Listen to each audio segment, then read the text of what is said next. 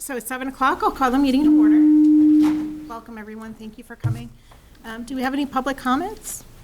All right. Let's hear from our student representative.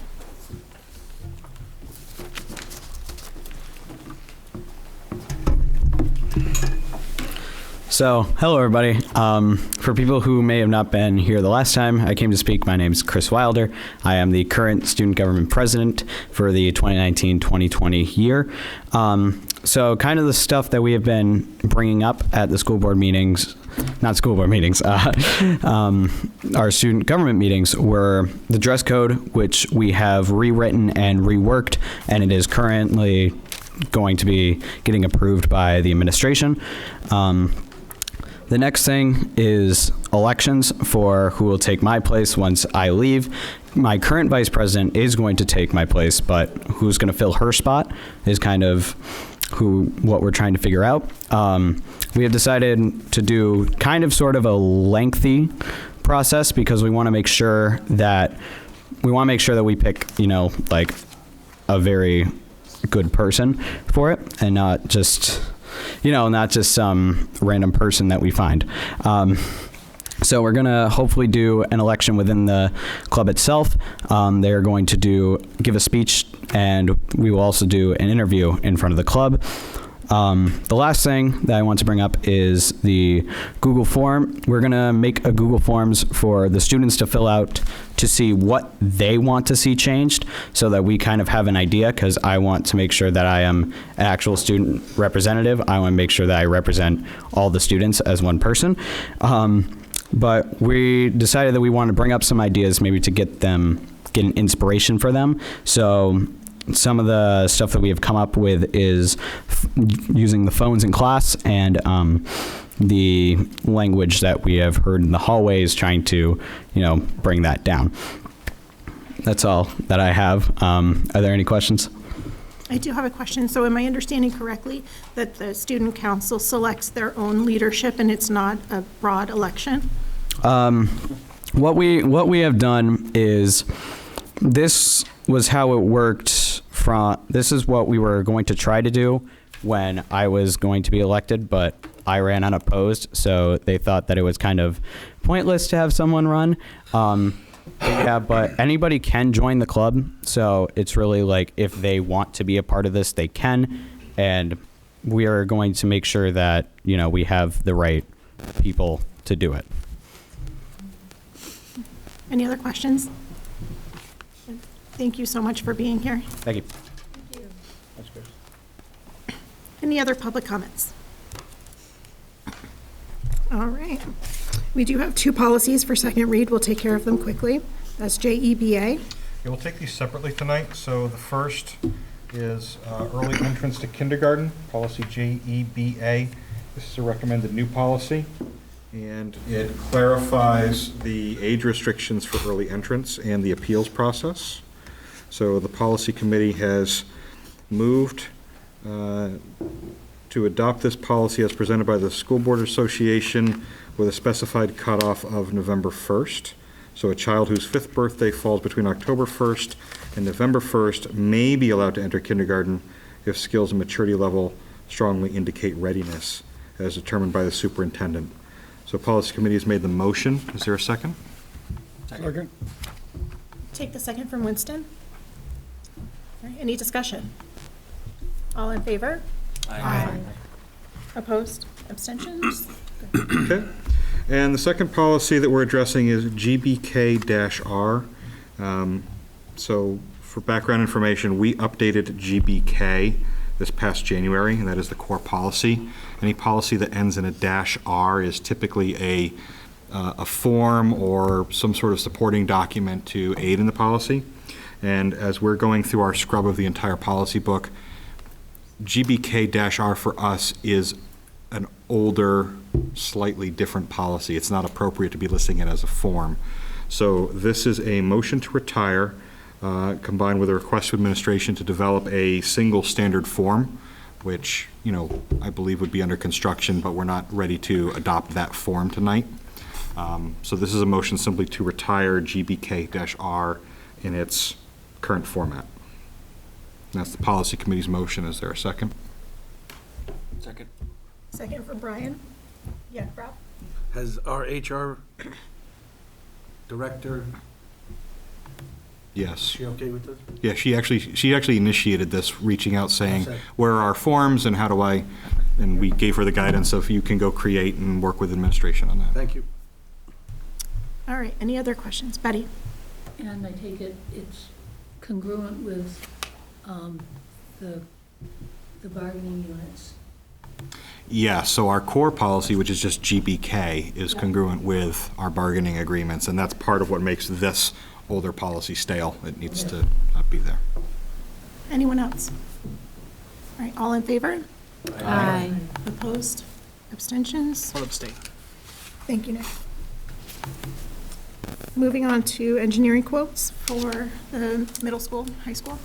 Yes, the motion is to accept the bid from H.L. Turner in the amount of $43,550 for the architectural service for the shop addition at the middle and high school.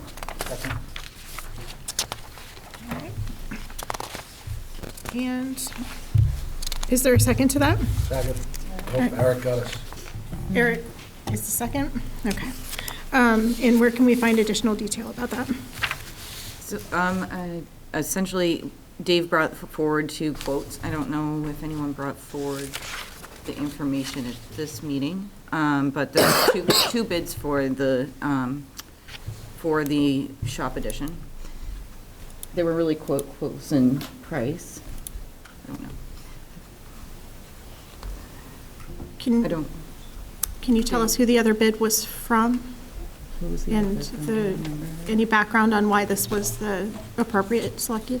The other bid was from Barker Architects, and H.L. Turner has done most of the work of this nature in all of our buildings across the district, and so that was the recommendation from Dave and from the committee. It was about $1,000 difference between the bids. And which way? I'm sorry, I just feel like we're flying blind a little bit with not seeing the numbers. Kyle's, I believe, was 42,000. Okay. 15. Good. Any other justification? No. Nick? Now, can you refresh our memory? This is on the shop for the middle school, high school, Yes. correct? And what was the total warrant for that? It's 8? 880, I believe, 890. Okay. All right. Any other questions? Just Winston? refresh my memory, especially, what are we getting from, is this the actual contract for the building or just? This is the architecture. Pardon? This is the architecture piece. Just the architectural fee, right? Okay, thank you. If we could get the whole thing for this much, that'd be great. All right, so we have a motion and a second.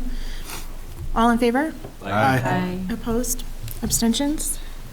Thank you, guys. And we need to get started on our warrant articles. Yeah. Can we, could you entertain a motion or ask the board if they would agree to move the warrant article discussion to later in the agenda? Janelle will be here, but she'll be late, and she has the warrant articles with her. Is anyone opposed? Let's I'll go make ahead that and do motion. All right. Second? Okay, all in favor? Aye. Opposed? Thank you. And abstentions? Good. So that was Nick and Winston. Jeremy? Okay. All right. I want to share with the board that I did write the letter to the Cheshire Career Center. I'm sorry, regarding the Cheshire Career Center to the Keene School Board. That letter was sent on Monday, and on Tuesday I attended their school board meeting. By then, all of the school board members had seen it. I also handed out another copy as we were at the meeting in case they had any questions. I spoke in public comment. I was limited to just a few minutes, and in those couple of minutes, I opened myself up and I said that I'm here to answer any questions that you might have. And I want you to understand that the spirit of this letter is that we really value our partnership with you, and we want our children to be, or I'm sorry, our students to be able to continue to attend at the Cheshire Career Center. And we understand how important those opportunities are for some kiddos who are stimulated by things like engineering, automotive, machinery or cooking, and that might be just the one thing that gets them to open up and gets them through a hard time at home. And so I really just wanted them to understand that we were coming from a place of wanting to continue the partnership. And later in the meeting, they did have a vote on whether to uphold their previous decision to move the start time for Keene High School. And they voted 7-2 to uphold that start time. So, we would have liked for it to go another way. However, we were there to represent, and the conversations are ongoing. So since then, in fact, the next morning, there was another meeting with administrators, and Lisa can fill us in a little bit later on how that went. Sure. Policy committee, I'd like to move this to 4 members, because with 3 members, it's tough to make quorum. And Colleen has agreed that she will join the policy committee, so I want to know if the board would support Colleen joining the policy committee to make it 4. Yeah. All right, can I have a motion? So moved. Make the motion. Second. I take the motion from Winston and the second from Karen. All in favor? Aye. Opposed? Are you- Just name the committee members right now, so you had 4, now you got 5. We had 3, now we have 4. Oh, we had 3. All right, so we've got Scott, Winston, Colleen. You're killing me because I want to call you Karen. Kristen. Sorry, Chris. That's okay. Okay. That is awful. It's okay. Karen's right there. I just She said asked that. that. I'm It's sorry. okay, Lisa. I It's all was, right. All right, we handed out audit questionnaires at the last board meeting. Those questionnaires went out to all of the school board members. I need just a few people to respond to me, so this is to support the financial audit that we go through as a school district every year. Some of those questions were things like, do you have a policy that supports ethical guidelines? That stuff. I have all of the policies. So really just the questions that say, have you heard anyone say anything? Or have you heard any mumbling about something that may have gone wrong? Please do answer those if you have any feedback, and send me those pieces, and I'll put them right into the file that goes directly back to the auditors and not by way of administration. Okay? Thank you. So, as Lisa had mentioned, the Wednesday morning after the Keene board meeting last week, we had a second meeting with administrators regarding the Cheshire Career Center start times. In the packet, you had a copy of a crosswalk document which lays out the current CCC schedule, our bell schedule, and the proposed CCC schedule. And in the far column to the right, it details what the impact would be if the start times change. We would be unable to access Block 1 or Block 4 at Cheshire Career Center, and instructional time would be significantly reduced during Blocks 2 and 3. I did state at the meeting that any time lost would be on the CCC end and not academic time at Monadnock. And the Fall Mountain was at that meeting. They also shared their concerns, and I believe they've also prepared a document exactly like this one, but using their own data. As mentioned at the last meeting, and as mentioned in the letter that Lisa shared with the Keene board, we are seeking conflict counsel. We have connected with conflict counsel, and I am engaging with them to determine next steps at this point in time. And conflict counsel, just to explain what that is. Sure. Currently, for general representation, both Keene and Monadnock are represented by the same firm, and so we had to seek an outside counsel to advise us on this matter. Thank you. Rob? Is it clear to say that CCC is an independent body? It is a regional center that is operated by the Keene School District. So a lot of the funds that were used to build the facility were grant funds, and so the uses of those buildings and the provision of regional programs is a stipulation as part of being a regional center. Go ahead. And as you've seen it, is there anywhere in the existing contract that states that the Keene School District retains the right to change the calendar, unilaterally? No, Article 19 specifies that any schedule changes need to be mutually agreeable to all parties. And were you asked prior to receiving the new schedule, or, any input? No? All right, any other questions? I handed out, and I also had emailed you the adequacy estimates for fiscal year '21, which is the budget that is in the budget books. And I also, on the handout that I passed out tonight, the other side is our adequacy history, including this year's adequacy amounts. We'll talk more about this on Saturday, I'm sure. I wanted to point out that this year's adequacy number includes full funding for full-day kindergarten, so the same as all other students, and the stabilization grants that we had talked about that we're reducing by 4% each year were restored to 100% for fiscal year '20. So that is, when you see the difference between last year and this year, the 9 million and the 10 million, that's a portion of why there's a significant difference. The FY21 number includes fiscal disparity aid for both free and reduced students and for property, for property values in property poor towns. And that accounts for that almost $1.4 million in one-time money that's highlighted in the red. And so, like I said, we'll probably talk more about it on Saturday, but I wanted to just give you the quick blush of what those numbers represent. All right. Nick? And there's a sunset to those, to that funding, correct? Correct. So for the stabilization grants that are in effect for 2020 and the kindergarten aid, the full kindergarten aid, those will sunset at the end of 2021, so they'll be in effect for 2 years. The two fiscal disparity grants will also sunset at the end of 2021. It's at this point, because the legislative bodies did not make legislative changes to future funding formulas. Part of the budget compromise that was approved, that did pass, that brought us this budget, included funding for an independent commission to study school funding and to make recommendations.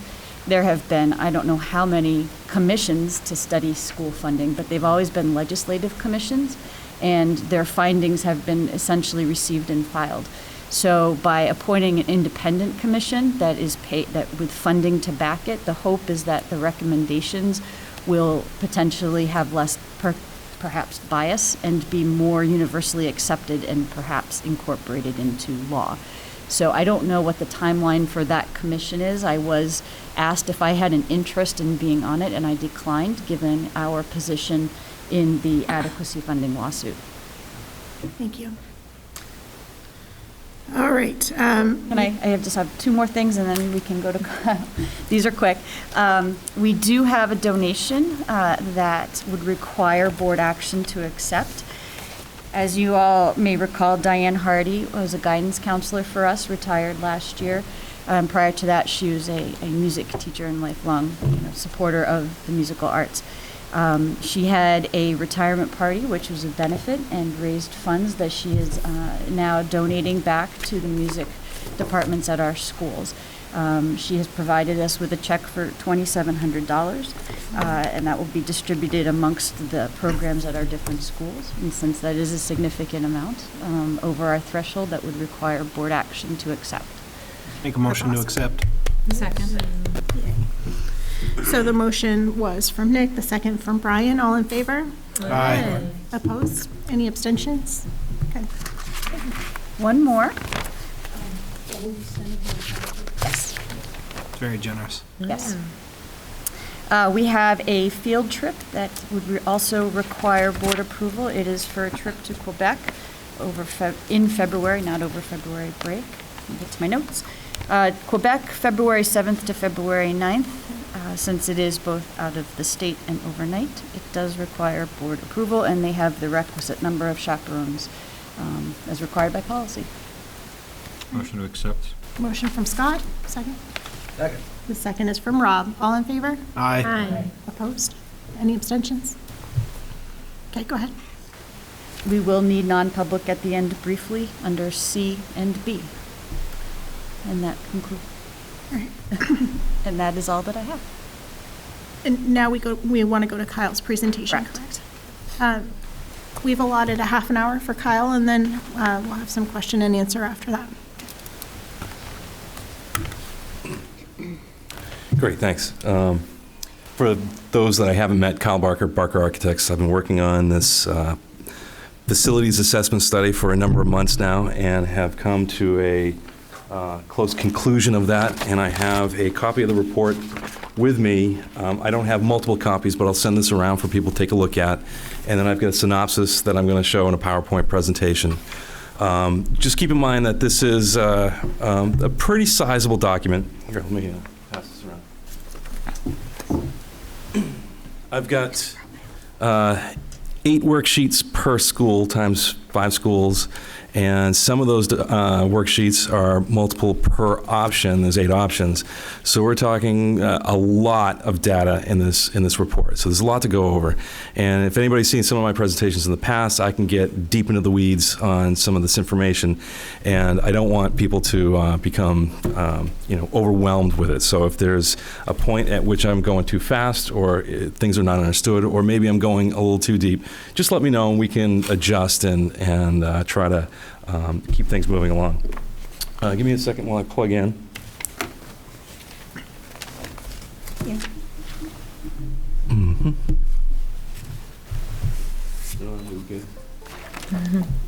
Colleen, can you move to one of these seats?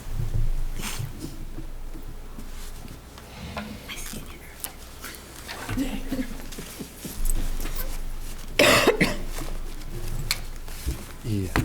Just waiting for the things to boot up. I guess the I didn't mean for good.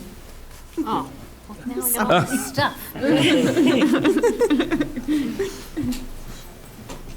a few other things to kind of cover before we get straight into it is that the numbers that I'm going to present tonight are somewhat academic in that there's, again, a lot of data. There could be small errors contained within there, but I just want folks to know that if there are, that it generally isn't going to affect the overall outcome of the results, that the delta between the different options is still going to stay about the same.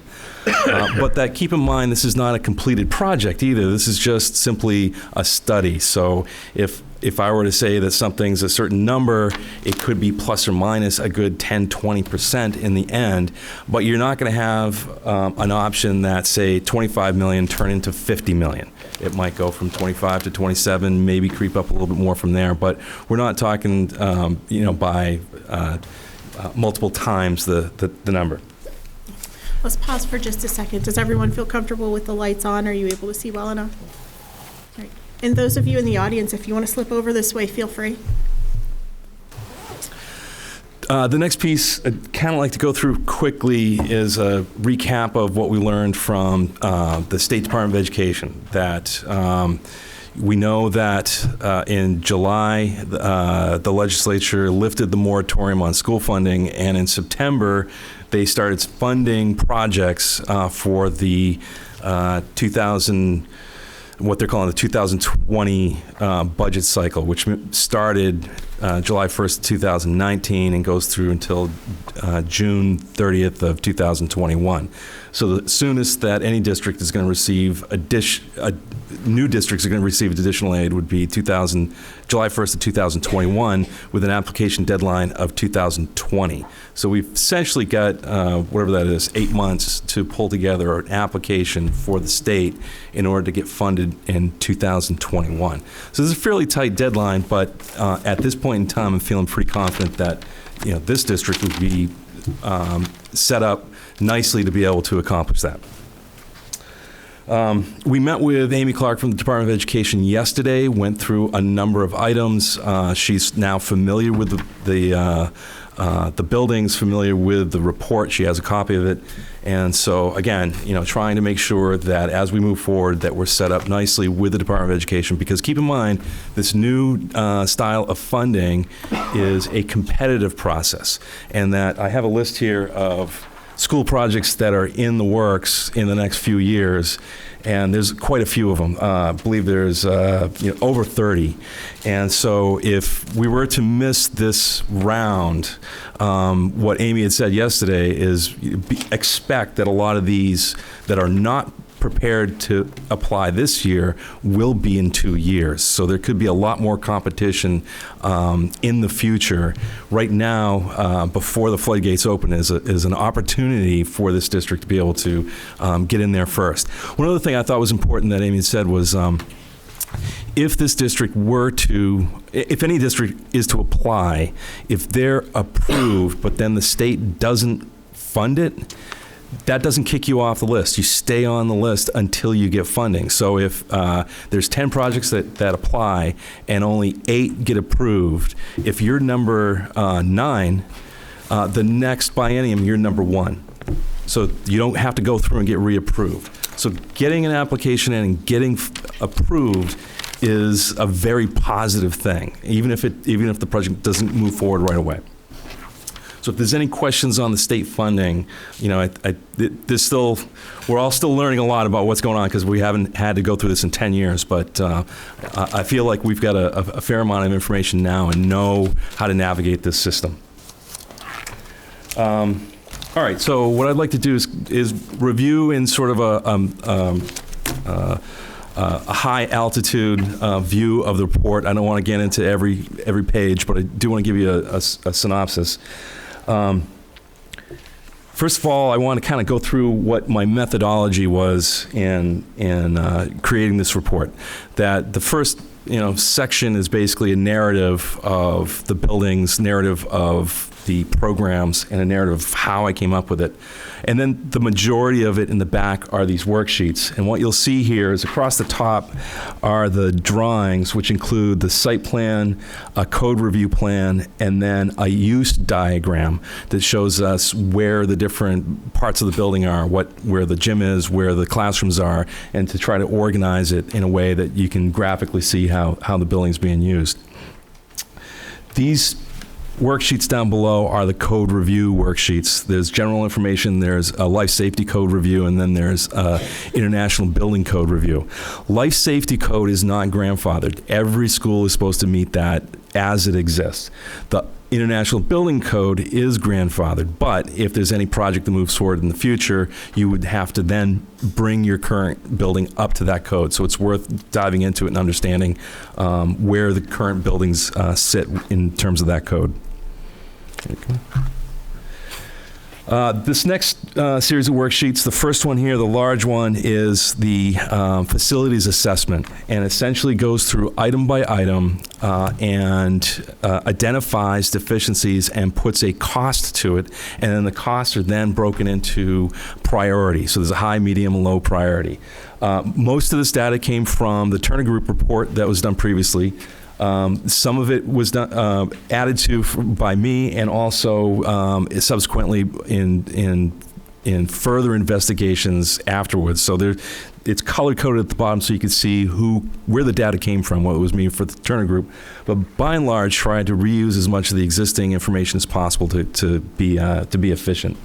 This next worksheet is the curriculum worksheet, which basically tells me how many classrooms are required for each of these facilities for a certain enrollment. And it basically studies, kids don't come in neat little packages of 25, so I need to know, if there's a policy, if we're trying to limit a class size to 20, which rooms it's going to fit in, and how those students move through the building. This next worksheet basically takes that curriculum analysis and creates a space needs program.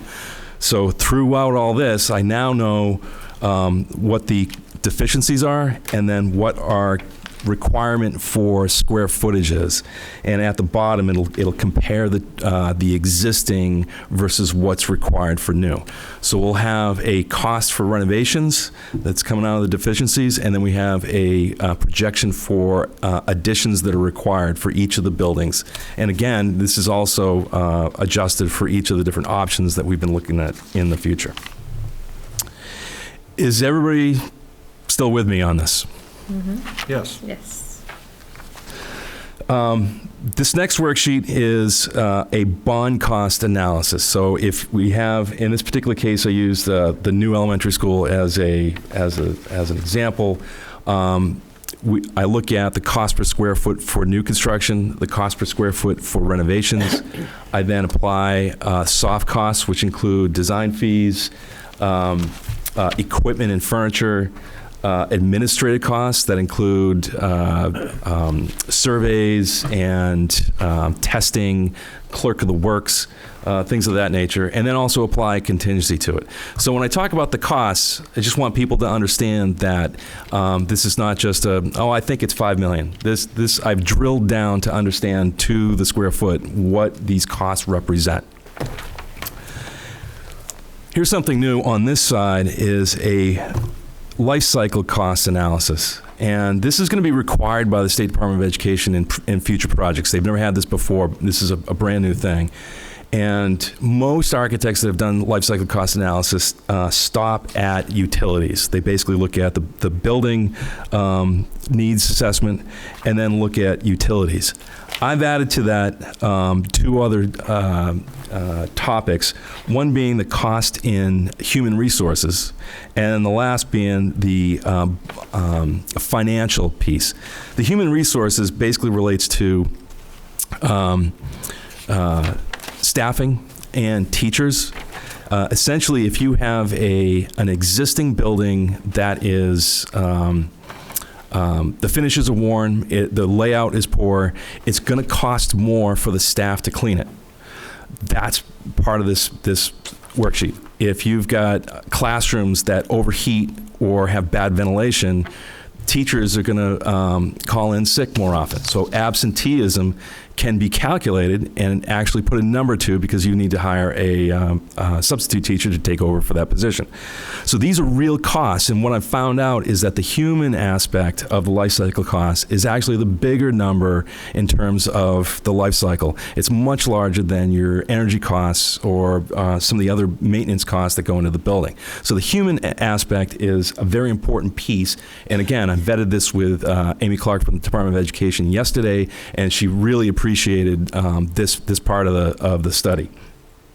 The last piece at the bottom is the finances, which includes, if there is a bond, what the cost of the bond is, and to prorate it out over the life of the bond and add the interest. But I also realized that there could be an offset to that, and that is if you've got a new school and you're closing another school, that school wouldn't necessarily disappear. It still exists. If that were sold or even given to a private developer that would turn it into a commercial or residential project, that project would then go on the tax rolls, and the town would receive a tax benefit of that building being taxable. So there's actually a way to calculate that and put that in this figure in this worksheet as well. So I tried as much as possible to calculate all the different elements that are affected by a building project, so that way the full cost of the project is completely understood. And it did create some surprises. One thing I do want to point out is that I did the life cycle cost to a limit of 10 years, because anything past that, then I'm really guessing on a lot of stuff. The problem with it, though, is you need to understand is that the bonds are generally 20 years. So I'm only showing the first 10 years of a bond payment in the life cycle cost analysis. I feel this is okay because what it shows is what your upfront costs are, your short-term costs are. And what that does is it allows a good chunk of the bond to be paid for by future residents in town. This helps to actually lower the cost for elderly, people on fixed income, and shifts some of that burden to future younger people that move into town later. So if people have an issue with that, we can certainly make some adjustments in these life cycle cost analysis, but I just want to point out the complexity and the importance of these different numbers. Is there any questions on the worksheet so far? I want to get into a overview of each of the schools to give you a sense of how I feel about them, but before that, I just wanted to check in again to make sure I got everybody. Yep. Yeah. Hi, Kyle. Scott Peters. Sure. What assumptions did you make about the sale of existing buildings? Did you assume Sure. that they would sell, or did you assume that we have a maintenance cost to keep the pipes from freezing? Or So in any of the options where a school is closed, I assumed that there'd be no income from the sale of the property, and I only calculated the income from it being taxed.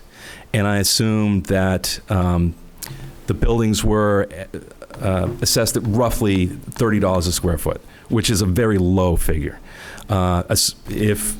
If instead a school building were sold, you'd have that money that would add to these or subtract from the costs. And if they were assessed at a higher value, that would only help out the numbers. So the numbers that I've got are very, very conservative. It probably would be more in your favor in the end. Okay. All right. So the schools, in general, I want to say is that they are actually in better shape than a lot of schools that I've been in. I've been in a lot of schools throughout New Hampshire, and I've been in some that are in just terrible, terrible conditions. I think a lot of that has to do with the maintenance staff, keeping up with the cleanliness, keeping up with things that are broken. But a lot of the stuff that's in my report are items that are way past just maintenance or cleanliness or upkeep. So I want to make sure that nobody feels I'm throwing anybody under the bus, that the staff has taken pride in these buildings, which actually makes it a tougher job for me because I'm trying to point out what all the problems are. But I think that's a good thing. But you need to recognize that there are significant problems. There are some code issues. There are some things that need to be changed. But I also want to say that there's nothing that makes these buildings unsafe the way they are. But keep in mind that some of these code issues are significant and do need to get changed at some point in the future. I'm going to start alphabetically, and so we're going to start with Cutler. Cutler, I think, is a very typical building in this district in that it was started with a small historic building that was added onto multiple times. I think I've counted at least 6 additions to the school. And so the school has kind of grown organically over the last, 80 years or so of its life. This is a bad thing because with each addition may have made sense to that architect at the time, but I wish that he was here. I could ask him, why did you do that? Because in the end, the whole campus just doesn't really work. Most of these buildings are very sprawling. Lots of exterior walls, lots of nooks and crannies, and certain areas that just don't work. And so trying to reorganize that in some way to make it work has been kind of difficult, particularly at Cutler. Cutler, the original building's wood framed, and then there was essentially a 3-story addition put in the back. And that is the original building is in this location here, and that small addition that's 3 stories is connected there. There's a stair in the middle of that. There's actually 2 stairs that connect different levels. They're not fire rated. They don't make sense in terms of flow of traffic. And they're not handicap accessible. There is a stair lift that connects some of the floors. That stair lift actually impedes on egress as you're going down the stairs. And there's at least one area, the main area in the front where there's 3 steps down, that's just not handicap accessible at all.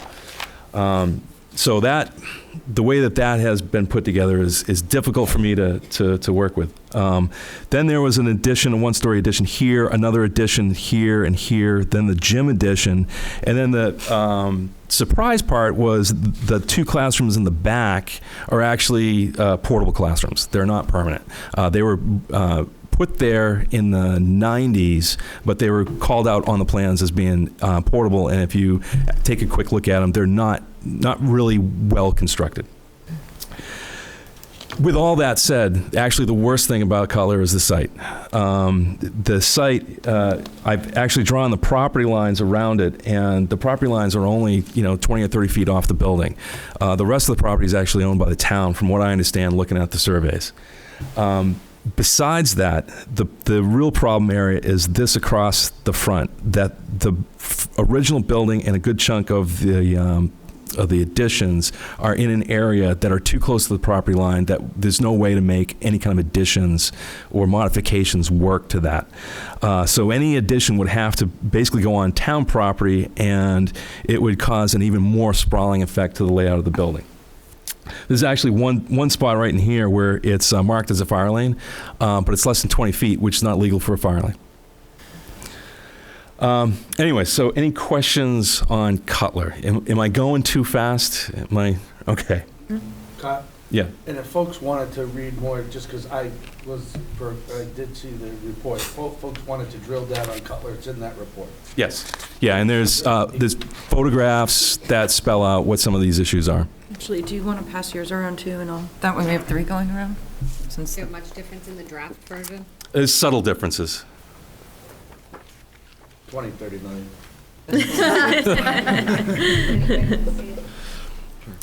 Moving on to Emerson. Emerson at first blush is a pretty decent building, but then as I drilled into it, it suffers from a lot of the same effects that Cutler does. The original building is this piece up in front. It's a 2-story piece. It has open stairways. It has corridors that are too narrow. It has a few different code issues that really need to be addressed. I believe that the lower level should not be used because of some of those issues. From there were multiple additions. I believe 2, 3, 4, 5. So multiple additions. And what was interesting about those is that they're not very efficient. The corridors are very long. They're single loaded, meaning that there's a corridor with classrooms just on one side and then windows on the other, making the distance that you have to travel throughout the building much longer than you would in a more compact design. So in terms of ergonomics for the teachers, it's pretty poorly laid out. It's a wood frame building, which it's not a problem per se, but it's not like this building, which is block and brick and substantial. It's a wood frame, more residential style, and not as durable. A lot of the ceilings are drywall, which makes it difficult to work with.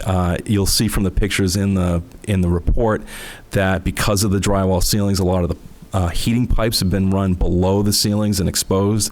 It just makes the overall look of the building, fairly less quality than what you would want to expect in a school building. There's some areas of interest where there must have been ledge or something, and so they raised the floor and ramped up to it. Well, the ramps, caused some disruption in the corridor pattern. There's one area that's below code height for head height. There's railings that don't meet code.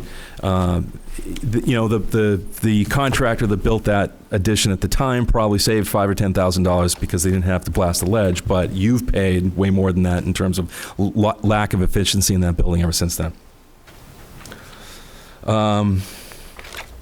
Any questions on Emerson? Am I going too fast? What about the site for Emerson? Oh, sure. All right. So the site, good question.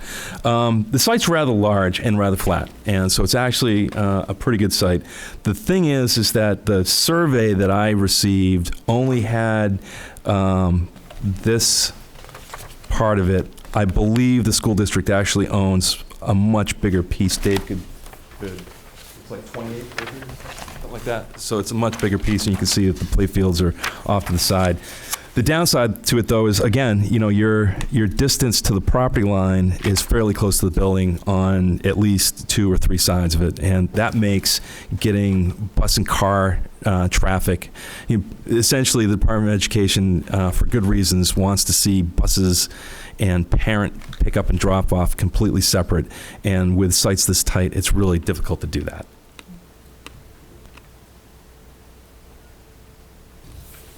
Moving on to Gilsum. Gilsum's a little bit of an enigma because it's so small compared to the other schools. But with that said, it has a lot of the same issues. It has, I believe, 1, 2, at least 3 additions, if not 4 additions. And for a school that size, that's pretty significant. It has a 2-story section with a stairway. That appears to be the code, but this last classroom down at the end is over 1,000 square feet and doesn't have 2 means of egress, and there's no way of making 2 means of egress because it's a good 5 to 10 feet out of the ground because of the way that the grade slopes. Some of the bigger issues, though, are the front entrance. The front entrance in this plan, you would think that it's here where you enter, but this is actually a courtyard, and that the entrance to the school itself is located deep inside. This part of the building is actually the cafeteria, and this part of the building is actually the gymnasium. And so it's difficult in this day and age to suggest having the main entrance so remote from where people actually enter the building. Homeland Security has outlined, how schools should be designed for security. In this day and age, post-Columbine and Sandy Hook, we've spent a lot of time. In fact, in the past couple of years, the state has invested a lot of money in upgrading public school entrances so that they're more secure. I've done 5 myself in the last 2 years, and in each case, those entrances are located where the staff can see who's coming and going from the site. Then, once they enter the building, they enter into the main office, not into the corridor. And that from that point, they check in with somebody at a window and then are allowed through a locked door to the rest of the building. I should have pointed out before I started that I don't believe any of these schools have that situation. That all the schools, you enter into the corridor and there's nothing stopping you from continuing down to the classrooms. Gilsum being one of the worst because the principal's office is actually, way deep inside the building, a long distance away from the entrance long distance away from the parking, making a visual contact with anybody coming and going almost impossible. And this building also being wood framed, there's a list in the report, obviously, of deficiencies that need to be fixed.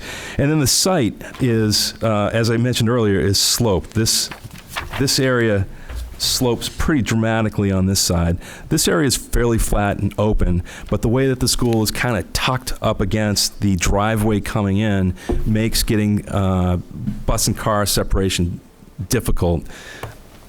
Back to my original comment, though, because it's such a small school, it kind of deviates from the norm in terms of of some of those requirements. With only 60-something students, there's just not as much traffic as you would have at, say, Mount Caesar.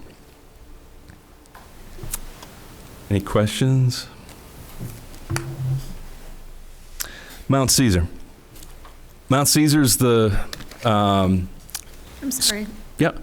The property lines for Gilsum, they weren't drawn, and we've been told that Gilsum is on town property.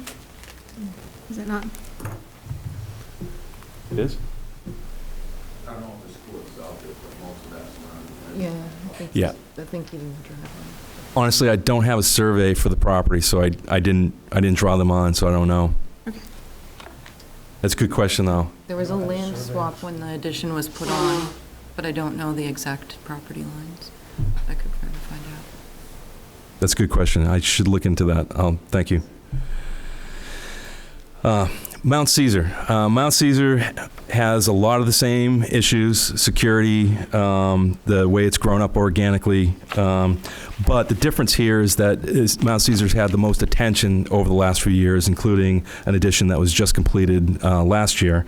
And most of the systems, the mechanical, electrical, plumbing, things of that nature, have been updated. And so we've actually been using the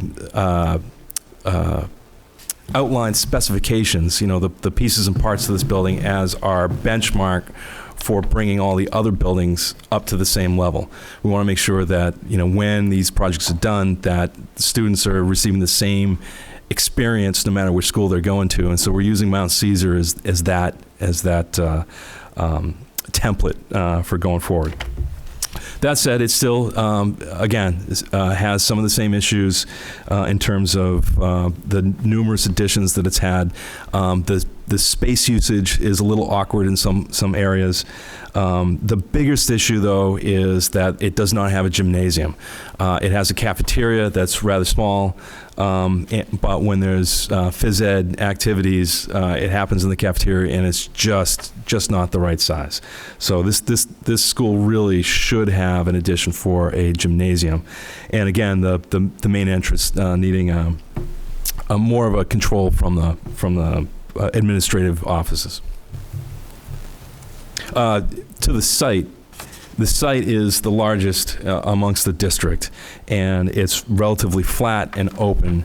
And so if there were an addition to this building, it would be relatively easy to be able to site something on here. So unlike Gilsum or Cutler, and even some of the other ones, this one seems to have the most opportunities for new projects. Troy. Troy, when I first went there, felt a little disappointing because of the site being so tight and the building being so old. But the more that I've dug into it, I've discovered a few things that are both good and bad about it that I want to share with you folks. I guess let's start with the site on this one, in that the roadway coming in starts here. Currently, you park around the back, but this whole area in the back of the school is a very steep slope down to a wetland. And so we're really limited on essentially three sides, because you've got the driveway, the roadway here, and then this steep slope in the back. We're really limited in terms of the size of the site. That said, the original building and its first addition, which was done like back in the 20s, is a 3-story brick structure. And so it puts a lot of square footage on a very small footprint. That helps this school fit on this site. There was I think 1950s addition that added the gymnasium and then a 1-story classroom wing. That wing does not function well at all. Some of the classrooms are too small. The kitchen is very small. And this intersection between the classroom wing and the 3-story original building is not to code, is not handicap accessible, is not visually attractive. It's not visually connected to the parking for security. It has multiple issues. Back to the site for a second, there was, I saw some drawings that showed the potential of an addition out the side over here, because it's relatively flat, relatively open. And that beyond that is playground area and some playfield areas. Now, I don't know, don't have the boundaries on this site. I believe that this whole area in the back is owned by the school district, but it's not usable because it's wet. And so the site is a bit of a challenge, but what's interesting about it is the fact that the existing building is 3 stories and is able to squeeze a lot in a small space. Kind of is attractive to me in a number of different ways. Also, the fact that it's a historic building, 1895, it from the outside, it's actually a gorgeous building. On the inside, it has not had a lot of attention recently and is in desperate need. Any questions on the buildings? Any surprises? Yes? Yeah, on Emerson, it mentions in there that the heating plant is antiquated. And since then, this has been, last day, just a brand-new system put in, about $125 or so dollars. Is that going to be revised in that report to show that it has been improved? At Emerson, At Emerson. Ask Dave if it's been finished yet. the delivery system is not updated, and that's where the pipes are running down the corridors. There's metal thin tube radiation that's pretty antiquated that runs through the corridors. I actually have a picture of one of them with foam across it because obviously somebody had been hitting it, and it was for protection. So the heating system is not fully up to date. Talking a distribution system. The distribution system, Okay, yes. I assume that the heater had a lot to do with it. Furnace. With 5 schools to keep track of, I might have missed one, but I believe that what I put in the report was just talking about the distribution and the ventilation system. I understand the difference. Okay. now. Sure. Anything else on the conditions? How am I doing on time? Am I kind of running short here? I'd like to make a motion to extend the time. Yeah, just go ahead on. Just keep going? Yeah. Okay. So quickly, the next step going forward, we need to know how many students we're designing to. So I've received historic enrollment data from the superintendent's office and have done my own investigation on enrollments and have come to a recommendation of where we need to design to. This is really important because, again, the Department of Education is going to want to know what we're doing, and they want the backup data so that they can feel confident that we haven't overshot. If we're going to say that if we're looking for state aid on a building that's twice as big as what we need, they're not going to supply that. So this part of it's actually one of the more important parts of the report. Essentially, right now you're at about 966, I think, for the elementary school levels, and the enrollment projections are not showing any kind of an increase. In fact, some of the tracks are showing a decrease. So my recommendation is designed for just over 1,000 students. It gives it a little bit of a buffer. It's a conservative, reasonable amount that I could justify to the Department of Education. I want to quickly just talk about demographics in terms of where the locations are. I've got a map here of the lower 4 towns. It's not showing Gilsum or Roxbury, but Swansea, in terms of the population, is just about half of the population of the district. Troy being a fifth, I believe, Fitzwilliam a fifth, Richmond being something less than that, and Roxbury and Gilsum much less than that. Roxbury and Gilsum total, I think, is about 8% of the population. So what we're looking at here in this map is about 90% of the population that's being served. The circles represent a mile radius around each of the schools that are currently being operated. So I just want to show this so you can keep it in mind when we start talking about changing locations of schools or consolidation, that it's not just about finding a new site and putting a school down. It's about finding the appropriate site that's going to connect your different communities. And just another map of showing the roadways. And what I thought was interesting about this is that some of the towns are not well connected in terms of roadways. So if you live in Richmond, you can get to Swansea very easy, and you can get to Fitzwilliam very easy, but getting over to Troy is not so easy. So I'm trying to be sensitive about people's experiences as they're going back and forth between the towns. We all know that going from one end of the district, Fitzwilliam to Gilsum, is a long haul. But as we work this down, trying to keep in mind what those, not make some of those situations any worse. This is the list of the options. I know it's kind of hard to read on this small list. Now, this from here on is not in the book. So this is going to be an appendix that's going to be added to it. Essentially, what I wanted to do is keep the facilities assessment study simply existing conditions. In the last page, I did list out some options, and from this point forward, going to be developing that even more, and I'll show you what I've done so far. Essentially, working with the committee, we started out with 5, expanded to 7, and currently have 8 options. The first option is the do nothing option, and obviously that's not viable because I'm here because the conditions are not working. But I think it's important to list that out to say that we do understand what the pros and the cons are for doing absolutely nothing. Yeah. Does the do-nothing option include what we have been doing in terms of pay-as-you-go? No. Thank No. you. The second option is the pay-as-you-go. So basically looks at the report. I can't see that from here. I know, it's pretty small.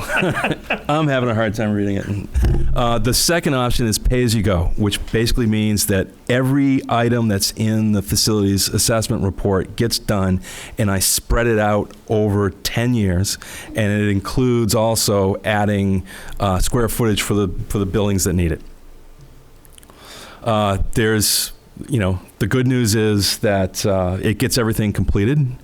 The bad news is that it's a lot of money per year. We're talking at least a couple $1 million per year to be invested into this in order to catch up with all those things that need to happen. It's a significant amount of money.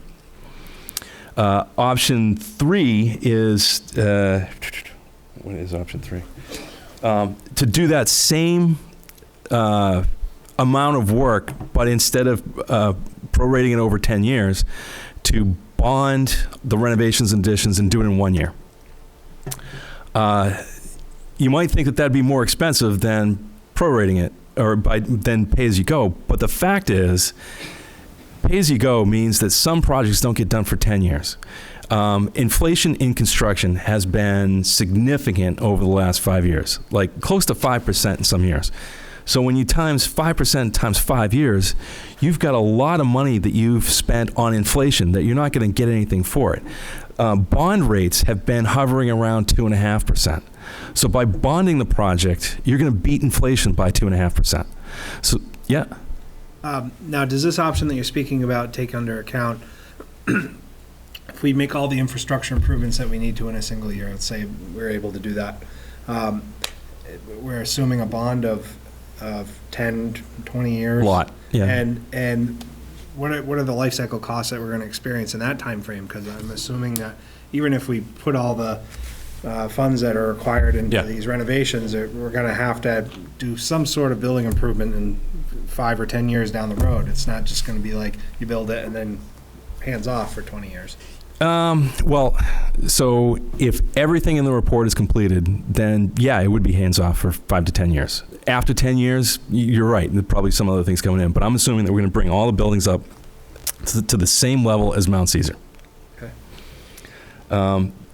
One of the downsides to that is that's a lot of work to happen in 1 year, and that means a huge disruption to every school all at once. It'd be difficult to handle. Other cons are, a benefit here is on the do-nothing scheme or the pay-as-you-go scheme, you're spending money on heating and electricity on systems that are older until they get done. So if you're putting things off for 5 years, you're paying 5 years of high maintenance cost, and then finally getting that down. With the pay all up front, you at least get the benefit of that lower energy cost up front, and hopefully lower staffing in terms of maintenance and cleaning and teacher performance, things of that nature. The biggest issue, though, is some of the biggest problems, such as the site at Cutler, does not get addressed. So option 2 is not really viable because we can't fix everything. It doesn't get to the level that we really want to get to.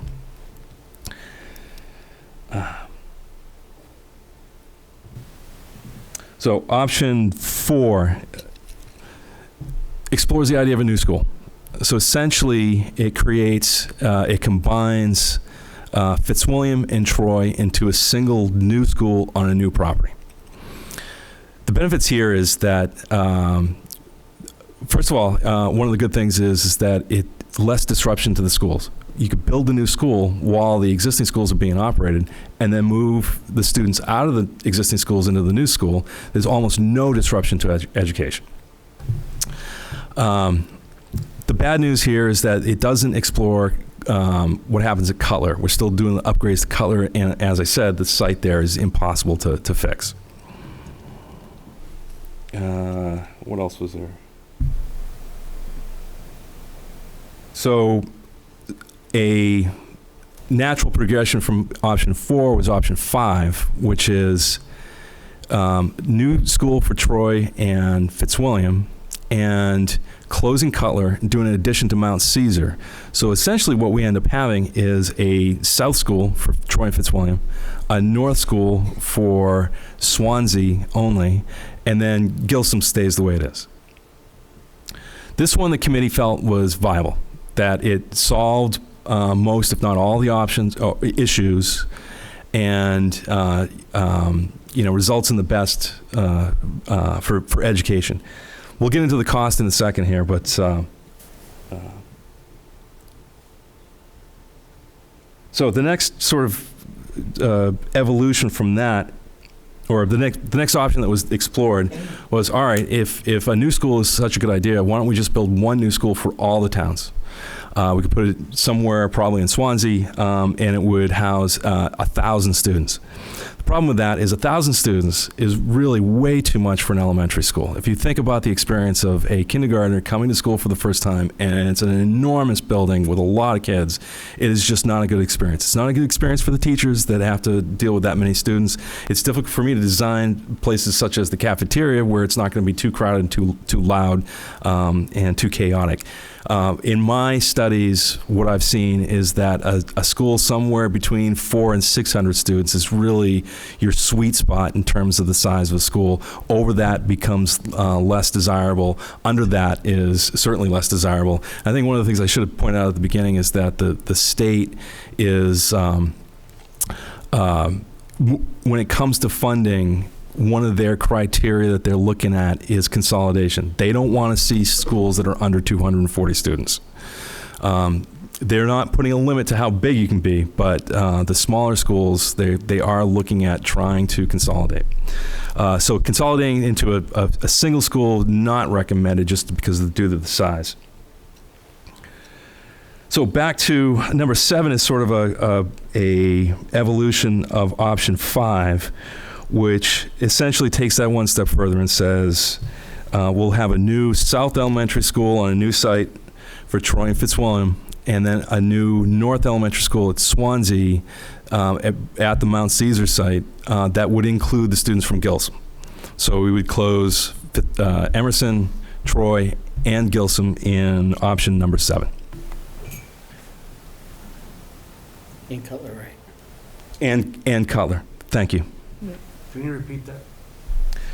So option number 7 is to create a North Elementary School at the Mount Caesar site, a new South Elementary School on a new site somewhere between Fitzwilliam and Troy, and to close Cutler, Gilsum, Troy, and Emerson. So you'd reduce from 5 schools down to 2.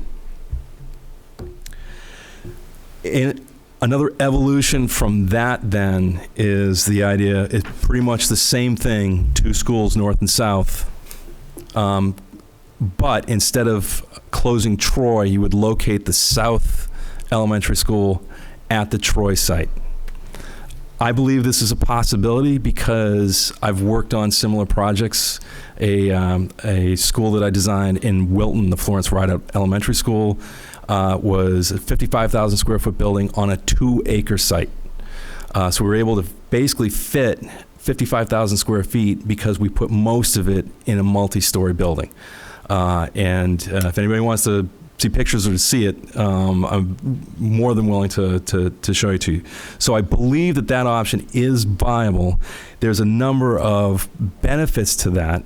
One being energy costs. A 3-story building has less exterior walls and exterior roofs, and energy usage is down. It preserves a historic building, and it also preserves the location in the more densely occupied area in these towns. If you look back at the map, the first one showed highlights of the denser populated areas, and when I found out from doing a little research is that the downtown in Troy is the most dense of any of those southern towns. So with that, I'm going to move into analyzing these options in terms of cost.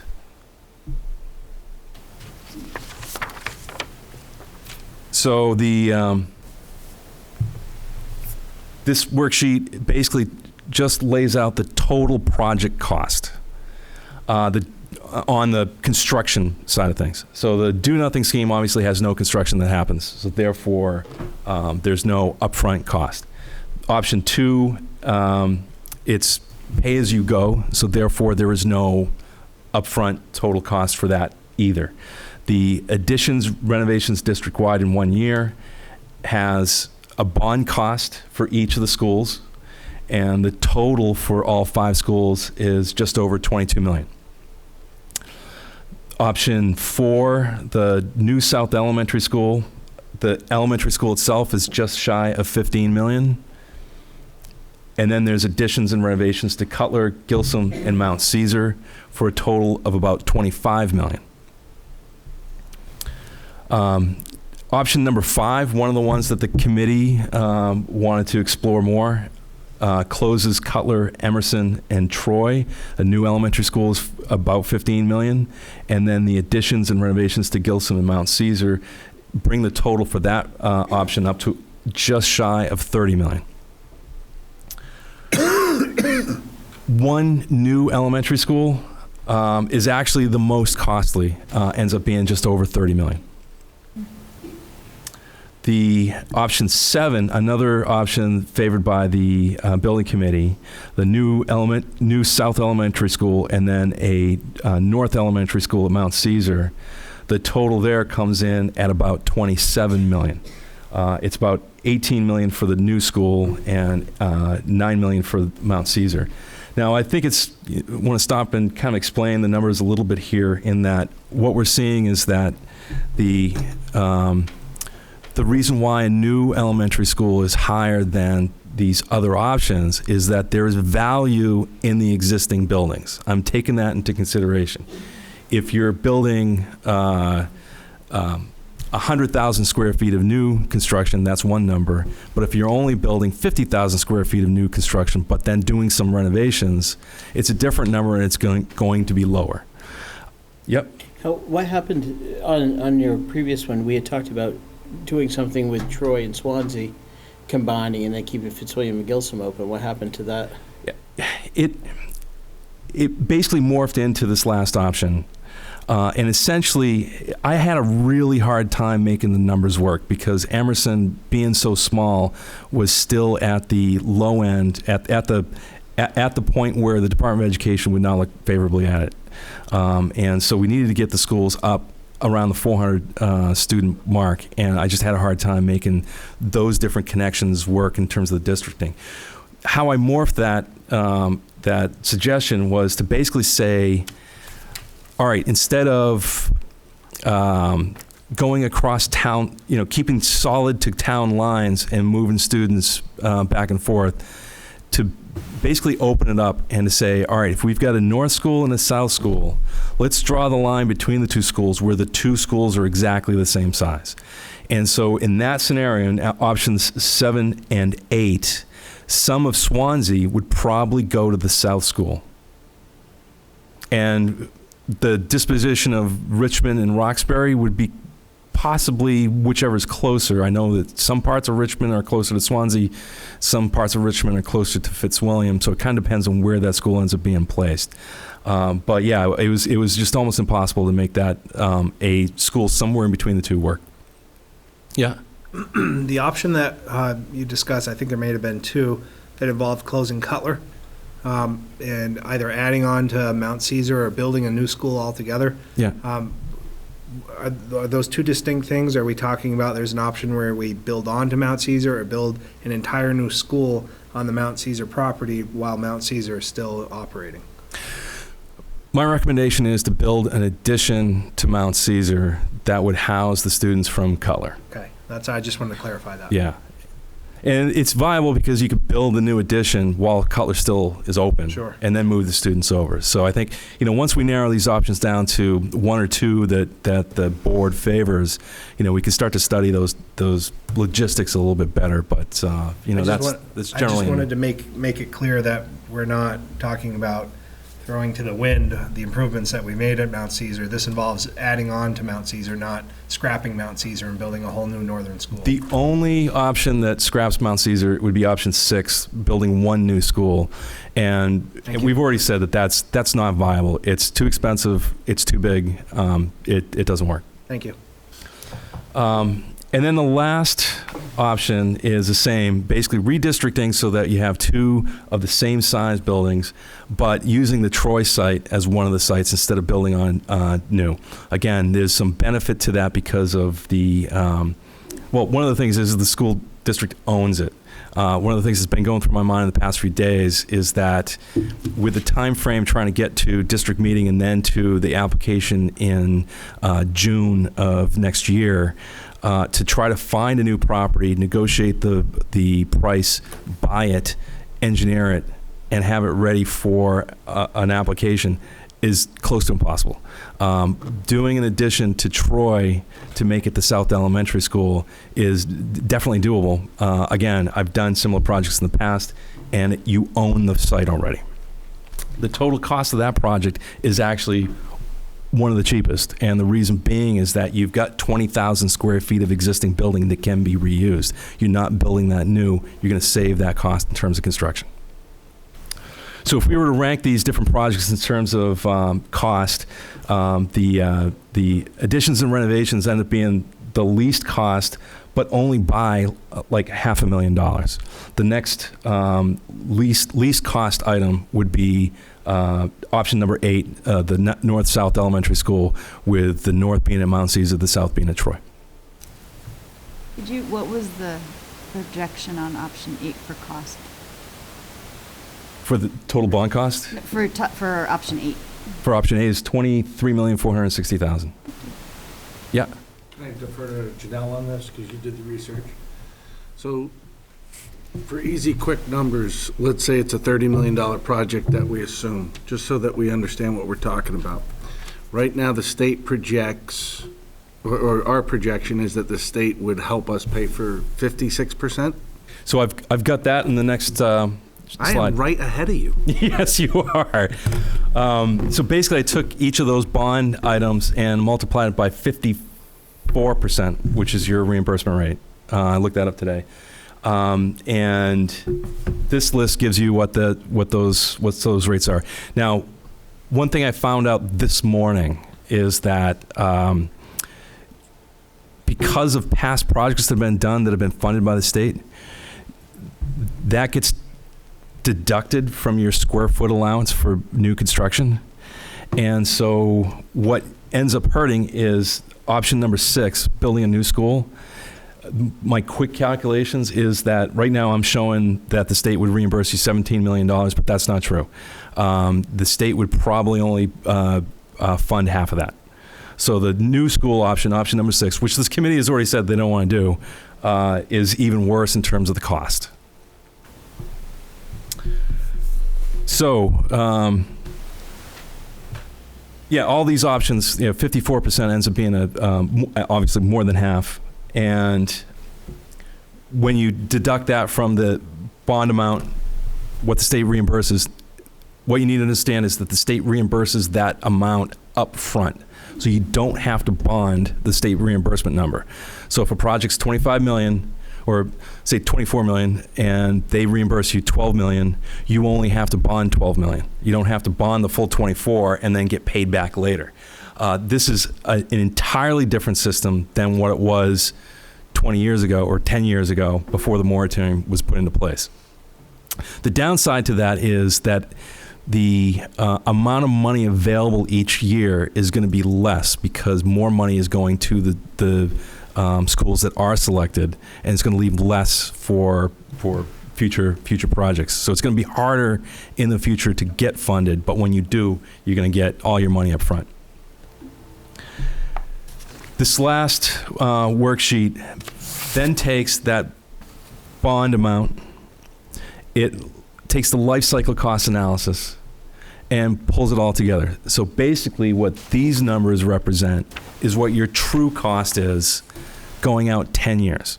Now, again, a bond is 20 years, so there's another 10 years of bond payments on there. So there's a reason why some of these numbers are actually lower than what the bond cost is, because there's another 10 years payment. But your first 10 years, if you look at the cost of doing nothing, the cost of operating the building, the cost of heating and electricity, the cost of maintenance, the staffing costs, you start at a baseline of almost $20 million. Doing the pay-as-you-go scenario, those life cycle costs came up double that of just over $40 million. All the bonded projects end up coming in much less, or close to what the do nothing scheme is. So I think the important thing to note here is that doing nothing is actually one of the more expensive items. The New South Elementary School number 4 is at $20 million, just higher, $1 million higher than do nothing. The option number 5, one of the recommended options from the committee, came in at $18 million, so a good almost $1 million short or less than doing nothing. Option number 6 came in at $20 million. That's the new school option, which we have already said that is not actually viable. And then option number 7, doing a north and south elementary school with a south elementary school on a new site. The life cycle cost analysis came in at just under $16 million. So you're saving, with a new school, you're saving a lot in terms of energy, you're saving a lot in terms of staffing, you're saving a lot in terms of increased teacher performance and student performance.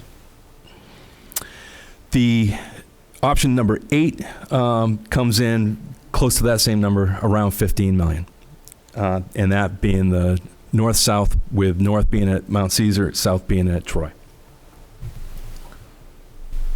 So again, the point with this slide is to show that if you look at the true cost of these projects and line them up, that do nothing is actually not the least expensive, that the least expensive options are clearly the options 7 and 8, which is consolidating from 5 schools down to 2. Yep. Now, of course, there's a lot of assumptions built into this, and one of them is that funding will be available.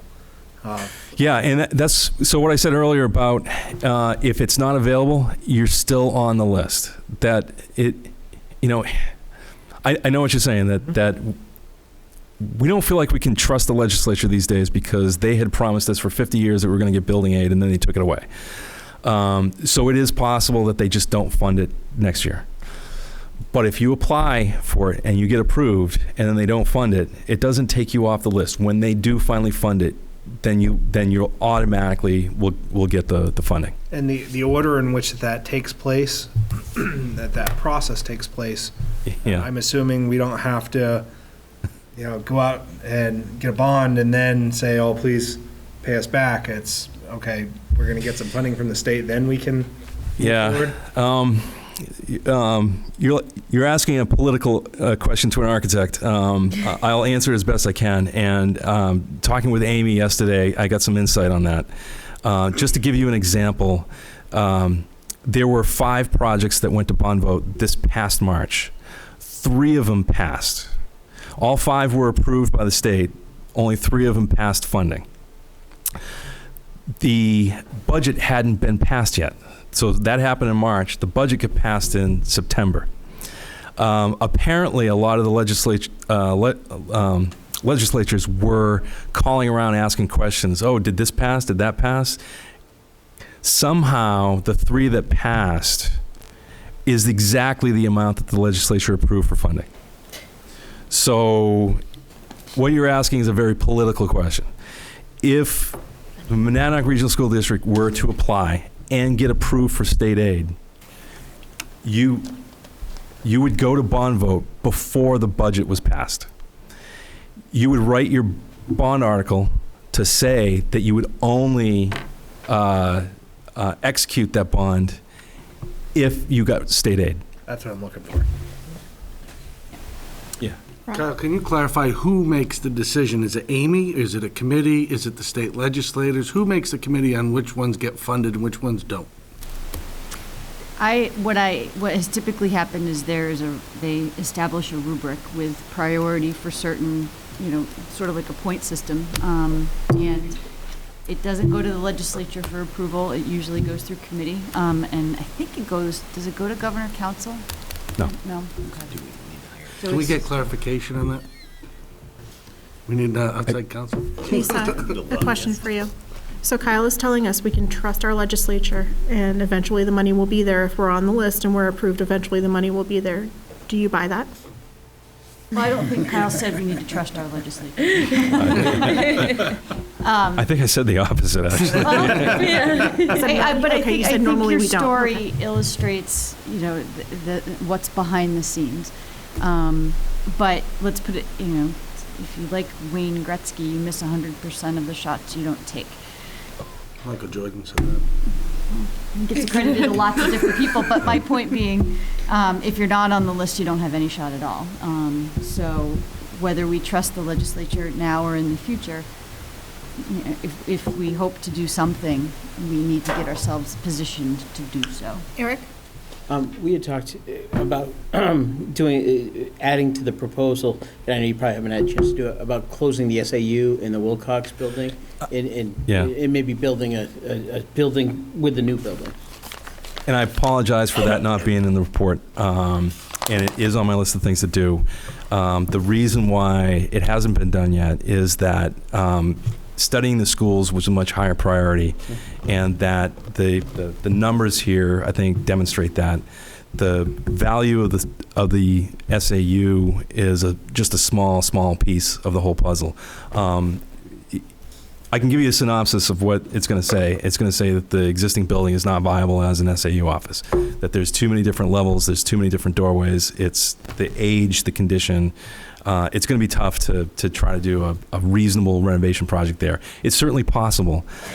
Again, to completely renovate or build new, we're talking somewhere in the hundreds of thousands, maybe 400,000 at the most. And when we're looking at total project costs that are 25 to 30 million, it's not going to change any of these options. No, but what it does do, though, is from a political standpoint, which we're talking about, is you're eliminating buildings. Yes. Which is one of the things we're tasked with. Would that include Wilcox? Yes. I guess if I could take a second and just recap some of the highlights of the state funding criteria. We were just talking about, that there's going to be, I believe what they're going to do is have a committee that gets together that reviews each of these projects. And there is a rubric. I believe it's already published. We know what that's going to be. And what I've been told is that consolidation is a big part of that. You're going to gain a lot of points if you consolidate schools. There are some points, not a lot, but a few points for reusing historic structures. What else is there? Life safety code issues. So the report, highlights the life safety issues. That's very intentional, so that way the State Department of Education understands, what we're improving here. And then it also ranks based on financial needs. So districts that are less economically sound get higher priority. If you use the state aid reimbursement rates as any kind of indication of what that is, that the Monadnock Regional School District at 54% is one of the highest reimbursement rates, so therefore would be higher in the priority list in terms of being funded. I have looking through the list of potential projects that are coming up, there's only 2 or 3 that have a higher rate that might be coming up. So looking at these 36 projects that are coming up, if you were to put in early, you would have a much better chance of getting funded because of that reimbursement rate. So those are the highlights in terms of where you're at. Yeah. So putting you on the spot with all the time you spent with this data, Yep. what is your professional opinion on the direction we should go based on what you found? We warned you this was coming. No one wanted to listen. Let's see. Is that the next slide? It says thank you. I highly recommend option 8. Doing an addition to Mount Caesar for North School and an addition to Troy for South School. As I said, I think people are going to have a hard time believing that because of Troy, the conditions that it's in, and the status of the site. But if you look at the point system, that consolidating is going to get you points. Reusing the existing building is going to be a good thing. You're going to get points for it being historic.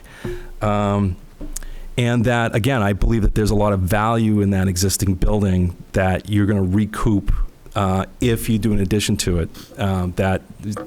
That it translates into cost, which makes it the least cost option of all 8 options. Janelle asked me to be prepared with a couple of slides. I mentioned the Florence Rideout Elementary School. This is it before construction. It's a 3-story brick building, almost exactly like Troy.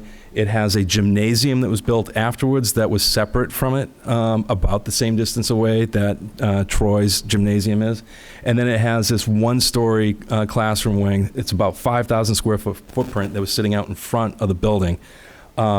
The edge of the building in the front is the property line, and the trees in the back are the property line. This building sits on less than 2 acres. Oop, that's the wrong one. That's it now. Oh. What we did is we took down the 1-story wing, which actually came all the way out to the edge of the driveway. Again, that was 5,000 square feet plus or minus. What you see in the back here, this wood, the wood siding piece, actually extends 80 feet beyond that in the back, and is 15,000 square feet of classroom space in 3 stories. So basically filled in the space between the 2 buildings with classroom space, and then added this administration and library and quarter space in the front for security. So I believe strongly that an addition at Troy would work, because I've done an almost identical project to this just a few years ago. It was opened in 2015. So yeah, I've been asked a few times if I had a strong recommendation, and I've been trying to hold back on that because I wanted the report to speak for itself. But I think at this point in time, the data, does show that it's the least cost option with the most benefits. Yes. And that number 8 was doing a renovation on the Troy site and a renovation on Mount Caesar. And closing Cutler and all that. The only thing is, what about the disruption to the education process? Because that means you're taking Troy. I can't imagine the renovation would be subtle. I mean, that would be a huge. So in this particular case, what we did was the space between the 2 buildings was actually empty, and the 1-story wing was out the front. We did the addition, occupied it, then demolished the front and rebuilt the entranceway. So it's absolutely possible. The Raymond Middle School, the Upper Holmes Grove Middle School, was a similar project. 105,000 square feet of building rebuilt on the footprint of the existing building while school was in session. It can be done. Okay. Oh. Any other questions? All right. Well, I feel like this is a very, very important endeavor for us tonight, and I appreciate the time that you've put into it. I don't know that there's anything that we need to do this evening unless somebody feels strongly about proposing a next step. We At will the very be, least, I'd like to see it on the agenda for next week. and we will be for Saturday, you think, or next week? Next meeting. 2 weeks from now when we're. Ours come up Saturday, Yeah. We also need to get those books in our hands too, so Yes. we'll be seeing those shortly, correct? Yes. Yeah. Is it available in a digital version as well? Yes. With the addendums? Not yet with the addendum. That's coming soon, though. I'll work on that this week. I can get you the books of what I just handed out this week and the addendum next week. Okay. Rob? Lisa, do you remember we talked about that timeline? Can you give them, the rest of the group, maybe the next couple of months, what that looks like? I mean, the biggest benchmark coming up would be preparing to be able to have a warrant article for engineering and design work, because any application we would need to make would be for July 1. And so being able to identify an option that we can then, work with community relations and the facilities committee to get the word out to educate folks in advance of deliberative session and the ballot, because we need those engineering and design studies in order to be able to put forth an application in July. Oh, and a letter of interest, January 1, yep. And then we put forth the application in July, we wait to see if it's approved, and then we create a bond warrant article? Correct. Okay. Nick? Just two questions. The recommended path that you've given tonight, was it we had two very close options that involved Gilsum. What was the option that you selected in terms of Gilsum? I've kind of intentionally left Gilsum in purgatory here because it's impossible for me looking at it from an architectural standpoint and a program standpoint and say it's a good idea to do additions and renovations. The numbers of students makes it less efficient than some of the others, some of the other options. But I also understand that there's political will behind it, and that I personally feel bad about closing any neighborhood school.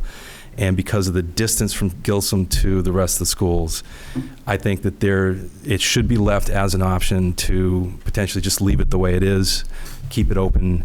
But that's a political question, not an architectural question. Gotcha.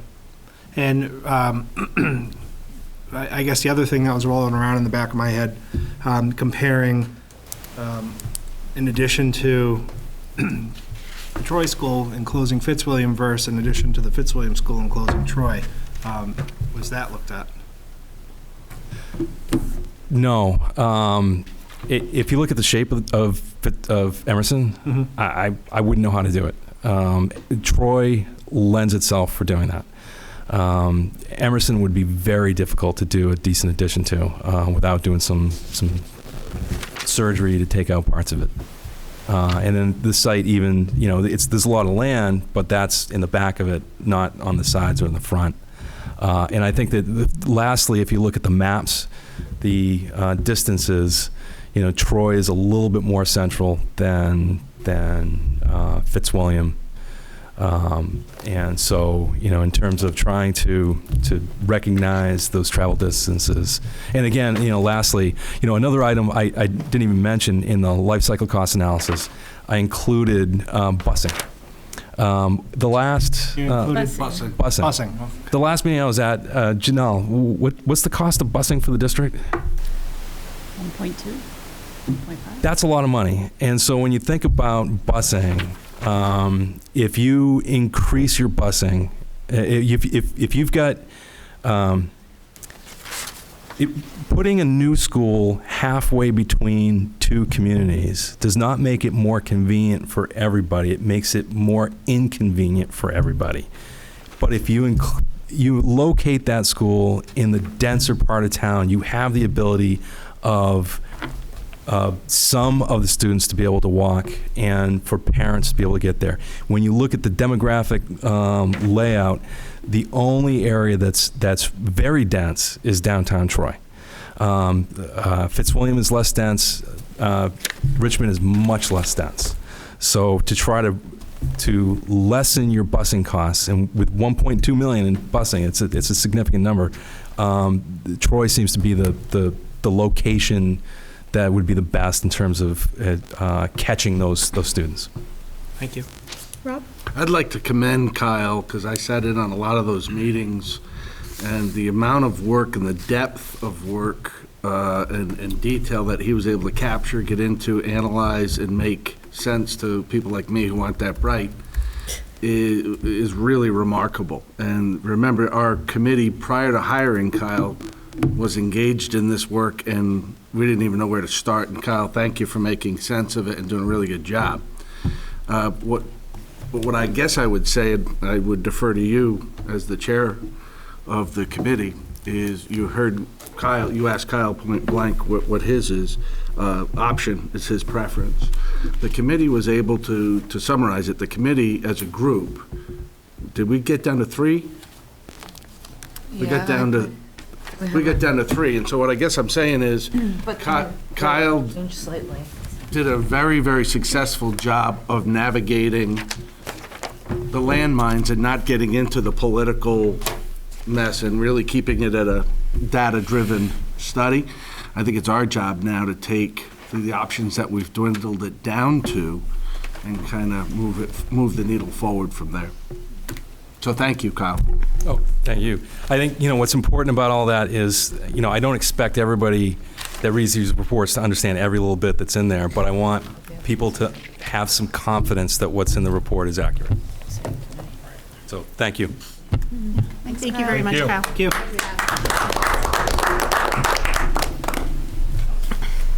All right, who wants to talk about some warrant articles? This will be on, it'll be on, he asked that it'll be on. I'll walk around. See agenda for next board meeting. To talk about, or to try to get that on. Maybe to vote on a preferred option because we need to ask for design by July 1st. Like, we need to ask for design, like, now, so that we have it for July 1st application. I know, it's like, I'm sitting there like, Somewhere no, it's like, what are we supposed to do? Thank you. Doing the same thing. Thanks. Thank you. I thought Dave was gonna say that. So now I'm going to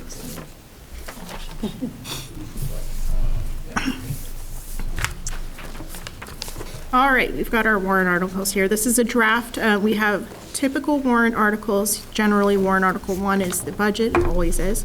And then we have a building article. Typically, we would have a health and safety article. And expendable trust for special education and after-school program. All right, so do we want to take these one by one? Yes, please. Article 1, we do know that we're going to have to come up with a budget number. I'm sorry, we won't. The Budget Committee will give us a number, and that will be placed into Article 1. Is there any question or concern about the way that this is worded? Standard? No? Article 2. This $1,290,000, this is the firm number that was supported by the Finance Committee. I was going to say, so Finance hasn't taken a position on any of these warrant articles at this time. This is the running list of everything we've been discussing over the year, but we hadn't even gotten the budget books yet.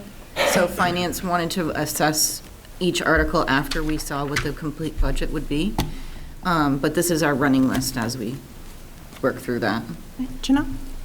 On Article 2, for that project, that was a ballpark figure. David has been able to tighten that up and get better numbers after these were printed off. It's $1,130,000. For what type of work? It would be removing the temporary structures that are on the front of the high school and then rebuilding those 4 classrooms. The middle school? Got a hand up. It's off the front of the school. Right out, Oh, the Yes. ABC, right over here. Yes. Yeah. that would be a great removal. As everyone knows, we just got done with 6 of those over at Mount Caesar. It's the existing ones out front, the red ones. We're gonna take those. We've been wanting to get rid of them. We need to. Same as the ones at Cutler someday. But get rid of those out there. We're not gonna put them back over there. We're gonna put them on the outside up. I think it's down the hall right out this way. So It made a lot more sense, and I believe that's way too close to the parking lot as it is out there. So it would fit better coming out this way. Discuss Would they that be with Lisa temporaries or an and actual Janelle addition? and Lisa. What's A that? permanent addition. a permanent addition, not temps. Right. Oh, yes. Yeah, it would match the rest of the building that we have here. All right, any other questions on warrant Article 2? That's just 4 classrooms? Excuse me? It's just 4 classrooms to replace 4 classrooms? It would be 4 classrooms, a hallway. We have a larger storage room that we think we can fit in over there. One of the classrooms is a little bit, is larger than normal for, I believe, a special class that we're trying to hold, or a larger availability to that. There was just some talk between the 4 or 5 of us. I think Jeremy was there also, 5 of us, that we went out and took a look at it, and it would fit, like I said, it fits better out here, and we get rid of the ugly duckling in the front. Are they high school rooms or middle school rooms? High school. Those are high school Okay. at the moment.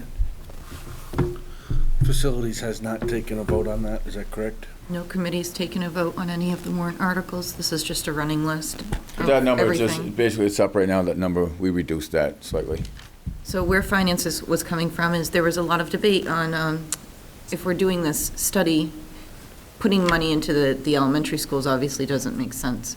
And we do have upkeep to do on the buildings, so putting the money towards Monadnock, and that would be the most, what Dave feels is the most important. Yeah, those old 80s temporaries need to leave the sites that they're at. Is there gonna be a time we decide? To raise of hands. We won't call them old then.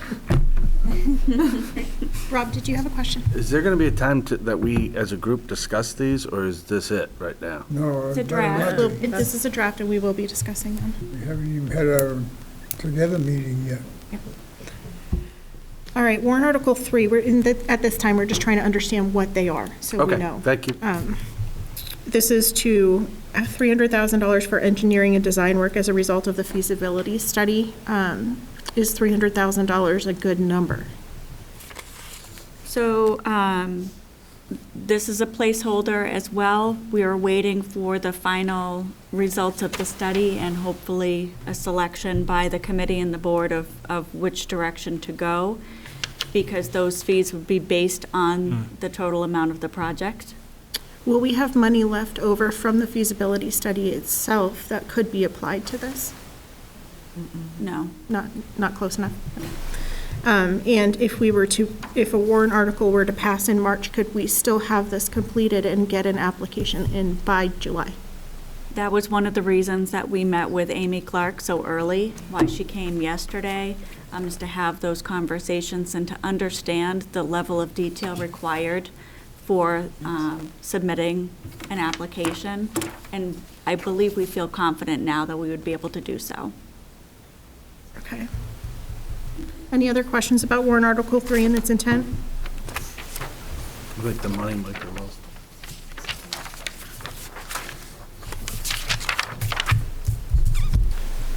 All right, Article 4, $275,000 for maintenance and repair work at the district's schools. 275 is average, what we do each year, yeah? So when we met with the committee last week, this article wasn't in here, but there was a lot of discussion around what if the article for the design fees failed. So we're talking about, do we have this as a standalone article? Do we word this article such that if Article 3 fails, will we then raise and appropriate money for the maintenance of these other schools? Still working with DRA to see if that's a viable warrant article. Okay, so it sounds like we may not have both. It would be one or the other. Again, that would be the will of the board, the will of the committee. I was just asked to add this in here so that we don't lose sight of it, because if we were not to pass the design fees, these schools, as we just learned, still need a lot of work. So just as a point of information, I guess, and a talking point, what is the the best case scenario accelerated plan here, a time frame if we say chose the option as a board and we move forward with adding on to Troy and adding on to Mount Caesar? What does that look like for a time frame till people can occupy those spaces? It really depends on when funding becomes available from the state. As I said, like best case scenario. You're looking still several years out. Money wouldn't be available till 2022. And then probably, 3 years? We're going to look at a year and a half. Right. So we had to maintain the current buildings Right. as they are anyway. So I don't necessarily agree with it, one or the other. I think we need to maintain our buildings as well as move forward with a future plan, which involves having this engineering study, if we decide to move forward as a board with those additions. So you're saying not to have it be contingent on the other warrant article? Right. I think we need, if the board wants to move forward with one of those plans that was presented tonight, we need to have both of these articles. You got to maintain the buildings either way. We can't just let the stuff go for another 5 years that needs to be maintained for the kids. Aaron? Yeah, so how this originated is usually, in the past, we have an Article 2 that usually is a bigger project, but then there's usually a maintenance article for a smaller amount. So the reason why that was put here is because it sounded like there was some concern of, well, if we're going forward with one of these studies, where do you put the money in maintenance? This gives the ability for us to figure out what direction we may be going and be able to use it when we need to at any of the schools, instead of listing out individual items. So that was the thought. All right. Are we ready for Article 5? Right, this one is for the Special Education Expendable Trust Fund, $1, and the purpose when we put $1 is for us just to put a space holder in case there's a need to revise it at deliberative. Is that right? Correct. Okay. I've never thought of this before, but we do that for this particular expendable trust fund, but we don't do this for the other trust funds? Correct, because during the time period between when we draft these articles and deliberative session, if we see a swing in out-of-district placements particularly, then we could come to the deliberative and have motion from the floor to ensure that we add some additional funds to that expendable trust in anticipation. And do we, Article 7, do we currently have a vehicle expendable trust? No. We haven't No. created that yet, so this would be a new thing. Yes, those are the two that are new. All right. Oh, you skipped 6. Did I? I'm sorry, School Building Capital Reserve Fund. And if there, so this is to discontinue. What's the rationale behind that? Go ahead. The trustees of trust funds actually requested that we close it because it has a similar purpose to our maintenance fund. The 2009 fund is a capital reserve fund, and you would have to actually go to district meeting to request to take money out of that. Currently, the balance in that account is only $3,100. The maintenance fund has about $65,000 in it, and it is an expendable trust that the board can vote to take money out for an emergency purpose for maintenance. Okay. And there's no warrant article addressing whether to put money into the maintenance trust fund, is that right? except for this one, because the balance would go into that fund. Okay. I'm sorry. So again, 7 is a new thing. It would be a vehicle expendable trust fund. Number 8, school grounds expendable trust fund. Can you help us understand where this idea came from? Yes. So this year, we don't have any contracts. So we were, as a finance committee, we were discussing what are items that come up that are large items that we could maybe put some money away towards. And in the past, we have had issues with vehicles, failing, and we need to get them last minute. And in the school grounds, we were also talking about things like when the track needs to be redone or tennis courts. If we have some money set aside, it won't be such a big hit on a year when we might have other projects that we also have to have on the warrant. So these are things that wouldn't come out of the maintenance trust fund? No. Nick? I know, I don't know if it was last year or the year before, we had talked about including in the budget life cycle costs for our vehicle fleets here. And I'm not sure how that, if we've done that, or how this would play with that.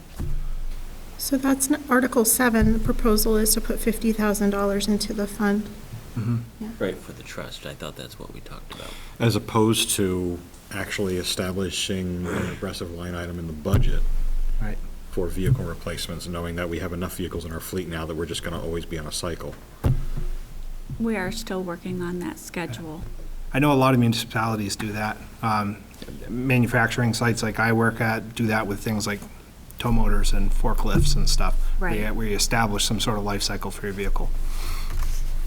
So the question is, Article 7, should this be in the actual budget instead? No, I was debated just that. wondering whether or not we had made that progress in the budget and how this would fit in with it. It's not currently in the preliminary budget that is in your book, because we're still working on developing sort of the schedule of all of those pieces. Okay. So in the interim, and this was something that was discussed at length at the committee, I think, as Janelle described it, for those instances where, it's an unexpected type of replacement. We had that happen in the last couple of years where it wasn't a life cycle issue, it was just that we needed to do it. And so this would allow for that. Okay. Just one other note. The other thing, and again, this is still a work in progress because the Finance Committee hadn't gotten the budget books until tonight. We also are debating on having that not be to raise and appropriate, but instead to be from the fund balance. So that's another thing we are looking at. All right. So going back to the school grounds expendable trust fund, why is this separate from maintenance? The previous, the other trust is specific to buildings. This is more encompassing. So for example, parking lots come to mind. So it's not just the physical plant, but it encompasses all of those pieces. And as Karen mentioned, like the track or like the tennis courts or any of those other outside pieces would be captured in this trust as well. Okay, so one is buildings and one is grounds. Makes sense. Are we actually restricted for the maintenance trust fund we can't use those funds for parking lot, or is there like a line of demarcation that we can't cross? How much money is in that right now? I don't know. 65,766. Paving driveway. You don't for that kind of money. No, what I'm getting at is why don't we just have the maintenance fund, because it would offer you guys more flexibility, right? It's specifically school building. It is, maintenance. that's the question I'm Yes. getting at. It's Yep. strictly to the building. Correct. Okay. Exterior campus. So maybe a more general question, if we establish any of the new trusts that are proposed, is there a process we have to go through to really finesse the boundaries of what can be spent? Like, so vehicles and heavy equipment, where's the line of demarcation on that? Or is it just the phrasing of the warrant article is the phrasing of the trust? Yes. That gives the purpose. Right. Which Karen? Finance did debate that quite a bit. That's why it was added in for Article 7, newer replacement vehicles, we added in or heavy equipment, just to make sure that that was covered. And then the same with to school grounds and parking lots, just to make sure we were really clear. So is outdoor power equipment included in heavy equipment? Originally, it just said vehicles. We were thinking plows, tractors. We were thinking Riding tractors. lawnmowers. Okay, riding lawnmowers, So not heavy that's not heavy equipment, that's outdoor power equipment, yeah. We could certainly look at broadening it. Yeah. We were more concerned about the unexpected large purchases versus the smaller, like a lawnmower isn't going to be quite as big of a hit to come up with money last minute. All right. Are we ready to move on to Article 9? So this is an interesting one. I think our current practice is to retain year-end unassigned general funds, but is this just to clarify that that will be our practice? No, our current practice is to return those funds to the taxpayers. By way of reducing the future tax rate, right? Yes. Yep. So we don't retain any of them. This would allow the district to minimize the spikes and dips in the tax rates. If there was a year where we had a large surplus, then you could vote as the school board to set some of that money aside. Maybe the next year you wouldn't have such a large surplus. A year that you have a large surplus, you will have lower taxes because that will be used as revenue to reduce your tax rate. And then the next year, if you have none, you could see a sharp increase in your tax rate by not having that offsetting revenue. So maybe where I was confused is that we don't send a check back to the towns. No. But that's not the same thing as retaining funds. Just because we're not sending a check back doesn't mean we're retaining it. Right, we're not retaining it. They use that as revenue to offset the tax rate. Right, okay. Nick? Just offhand, do you know whether or not any of the local SAUs around us do that? I believe there are several. I haven't had an opportunity since the Finance Committee to research how many districts do offer that. That is something that we are looking at, and I hope to have it within the next couple of days, but I've been And that out straight. and that 2.5%, just to be clear, towns would still get checks back if you had more than 2.5%. And it says not to exceed, so the board would actually vote how much they would like to retain if there were a surplus. But so if you had 5%, say, one year, the towns would still get at least 2.5% back. Yep. Okay. This was modeled after, towns have always had this particular provision, the opportunity to adopt this particular provision, and I forget how many years ago the legislature changed the law so that districts also could vote, if it was approved by the voters, that they could also do this for the reasons that Janelle stated, and there are quite a few that do.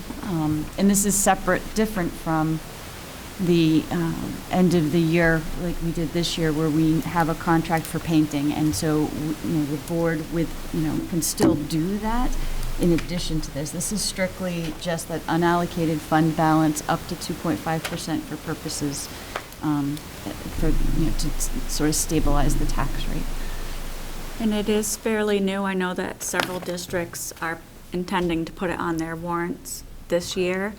And I just wanted to make sure that the Finance Committee and the board was aware that this was available to us to be able to do, and then you can decide whether you want it on there or not. Can you get us that information for the next meeting? This will be on the Absolutely. agenda. Okay. And 10 and 11, both pretty standard annual report and advisory nature. Any questions about the warrant articles? So 2 weeks from now, we ought to be able to firm them up a little bit. We're going to vote in 2 weeks? Sorry, what? We're Don't gonna forget you're vote going in to 2 Roxbury, weeks? though. You don't need to. We don't have to. I think we'd like to give it what time we can to be sure that they're pretty solid before we vote. Finance plans to meet in next week, and we were going to do more work on this after we were able to review the budget. And finance will bring us a new draft, correct? Mm-hmm. Yeah. Good.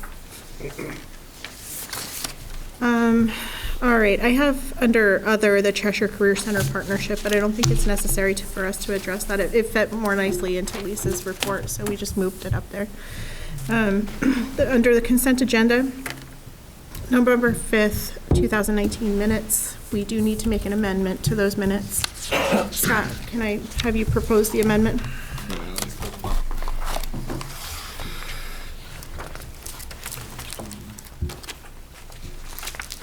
This is the public minutes from November 5th, right? Yeah. You want to just look at those?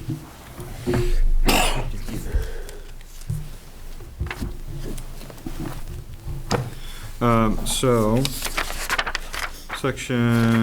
second page, section 3, matters that require board action, policies for second read, ABEB. With me, Laura? Yeah, I'm here. Okay. It was suggested to add volunteers to this policy. As Peter said, the primary shift is not only for teachers but all staff. L. Witt explained the administration and policy committee will have to check the volunteer policies. It might be cleaner. S. Peters will bring this policy back to the policy committee and also review the volunteer policies. So what my memory of the conversation was is that we passed GBEB because we passed the full suite of policies, and we agreed to examine our volunteer policies on this topic, but not to hold up our updated educator code of ethics. So S. Peters will bring this policy back to the policy committee is not accurate. So maybe S. Peters will bring the request for volunteer policies review back to the policy committee.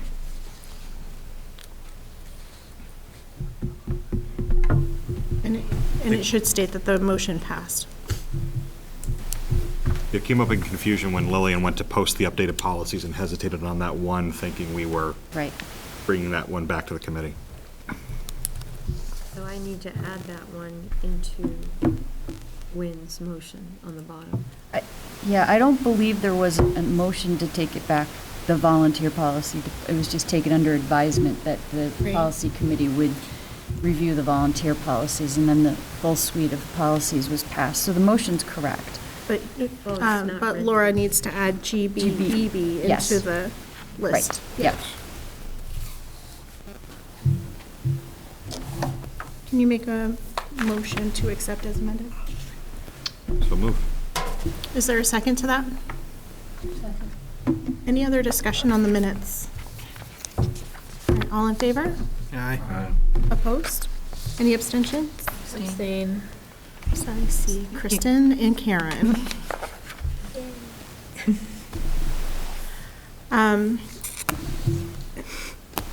You're so cute. I like your hair too. Oh, thanks. I'm still sorry. It's okay. All right. Manifest, Betty? I move the manifest in the amount of $1,184,200.41. Second. All right, the second was by Kristen. All in favor? Aye. Aye. Opposed? Any abstentions? All right, before we go into setting next meeting's agenda, I do want to talk about upcoming committee meetings. If you could just have a look, we have Community Relations coming up on 11/19. That was Add that. today. Okay. Extracurricular is happening on the 20th, followed by policy.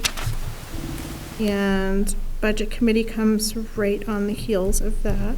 What we don't have on here is our, oh yes, we do have the joint meeting on the 23rd. It's listed here.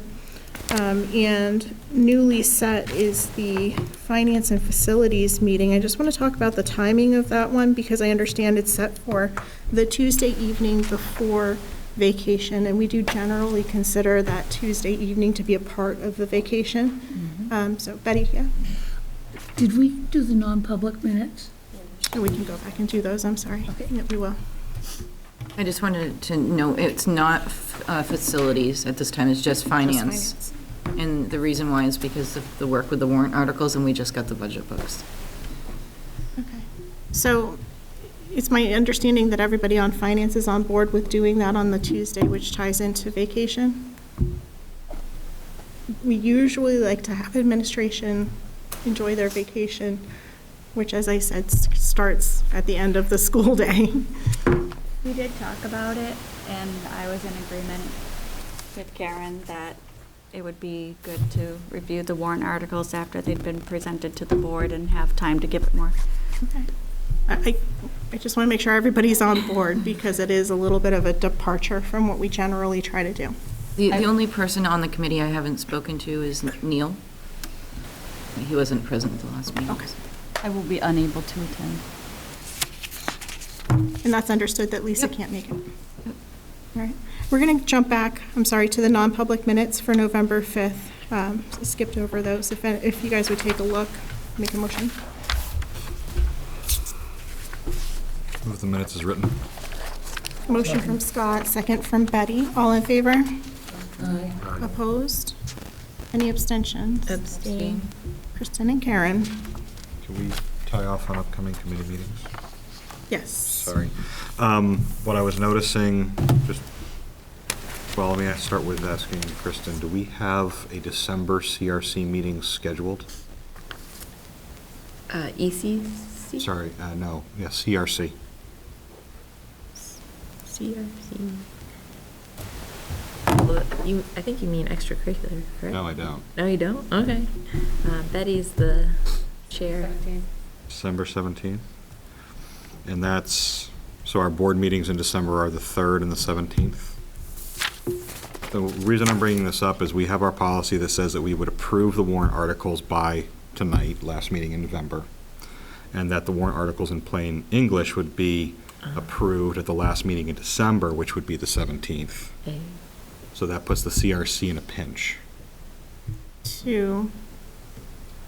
Well, it does mean that the CRC would have to work with the draft warrant articles and make last-minute changes to maybe numbers and add or delete warrant articles out if they're not passed by the full board, but the plain English version, yes. We may want to revisit that policy. Having the warrant articles finalized by this meeting is really early. My 2 cents. Well, we're sort of skipping the policy anyways, because we're just not doing it by tonight, right? We said we would approve them at our next meeting, right, which is, I think, fine. It's just that where the meetings fall in the Christmas holiday, I want to make sure that the CRC has what they need in time to do that work. Typically, I think they've done them after, well, they've done some of the pre-work leading into deliberative, but it's been after deliberative that work, the plain English gets tied up, and then we get them shipped out, because we then include them in the MEM, which is the early March. Sorry, so on December 17th, we, the full board, will approve the warrant articles in plain English that the CRC have drafted. So they have to have their meeting before.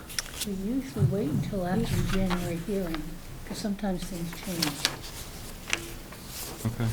We don't have to do it that way. No, I don't have a good memory for this stuff. I'm just looking at what we've written down from like our lessons learned where we've updated these policies because people said, hey, could we do this sooner in the year? So that's how we updated this. And so. When was that updated? Recently.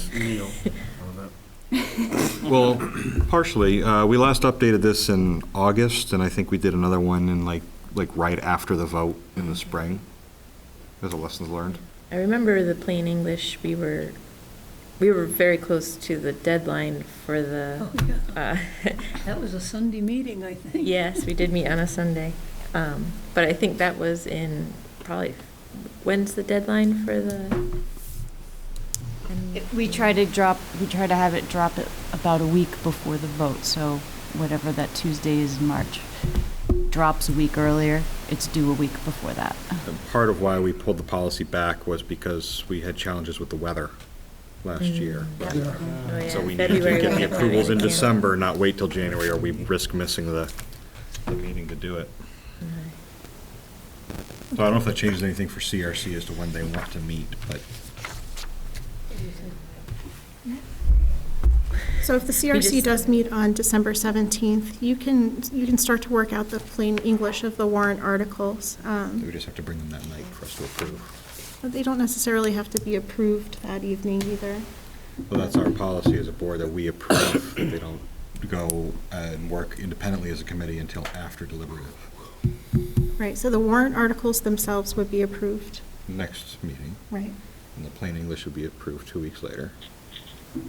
But I don't think the plain English of the warrant articles gets approved until after deliberative. No, it definitely does, because we bring it forward to, we print out that sheet for deliberative. Oh, okay. They All get right. revised after deliberative if necessary. Did we do it before? We didn't print out any warrant articles or the plain English Yeah, we last didn't year have at the plain deliberative. English for the deliberative last year because we didn't even have the, we had to print out warrant articles. Help me. Frogs is my memory. You spoke to each article at deliberative, but I don't Yeah. know that it was the plain English language. You just explained where each article was coming from. Right. That's how I remember it Right. at deliberative. Here, let me. I I don't agree. know about the rest of it, but that's the I only think thing I some years remember. we've wanted done it, to and some change years it. we haven't, and It would be good to, I understand what you're saying. Where are we getting at? I just wanted to say, finance felt like we Trying to were make sure that the very schedule much is right ahead so of that the we get game. this stuff done and that As we we're- haven't even had the budget books yet, Right. How does it relate to tonight or next so meeting? to really know the full amount. that's related to the scheduling of the committee The meeting next to make sure meeting that is we meet our in deadlines. Roxbury. All right, everyone's speaking. Everyone's speaking. I think the bottom line is that the CRC feels comfortable that they can meet on 12/17 and still accomplish their goals. All right. Next meeting's agenda, we certainly have the feasibility study. We'll be looking at the warrant articles again. Any other special requests? And we have to have on there, have we made a decision on full-time or part-time? It's in the That's a- budget, it's in the budget book as a part-time, or it's in Okay. the preliminary proposed as a part-time. Okay. Okay, we'll do a review of anything that comes up at the joint meeting. Don't think we're gonna have any policies going forward. And we pushed off a couple of things like ed report and so on for this meeting because we knew that we had Kyle here, so. If we don't have a really full meeting next time, we'll pick that back up again. Any special requests for the ed report or the spotlight? Is there any particular program that you're wondering about? I think I have something to talk about, so if no one has anything in particular, I think I have something like that. Do you want to share? Or is No. it just a secret? Yeah. Okay. I need to make sure that the principal's on board with me before I do it, so I don't want to put myself in the position to call someone out tonight before we plan for sure to be ready to go into All it. right. So no one feels strongly about anything? Okay. But it'll be on the agenda, and I'll be specific on the agenda. Okay. When do we see the next version of the report? Second meeting in December. Okay.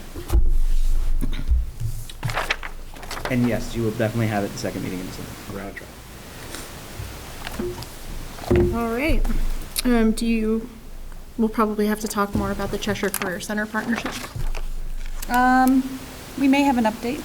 If we do, we'll put it on the agenda. Okay. I would anticipate there'll have been some action between now and then. All right. Members of the board, just email me if you have any other special requests. Make sure you always copy Lisa Witt on your emails to me too when you ask for things to go on the agenda. Make sure they come in before the Thursday prior to the meeting. All right. So I think that we're all set to go into non-public. I'm sorry, we do need second public comments. Anyone? No? You guys are so loyal and wonderful. You're easy. We like it. Thank you for coming. We are going to go into non-public.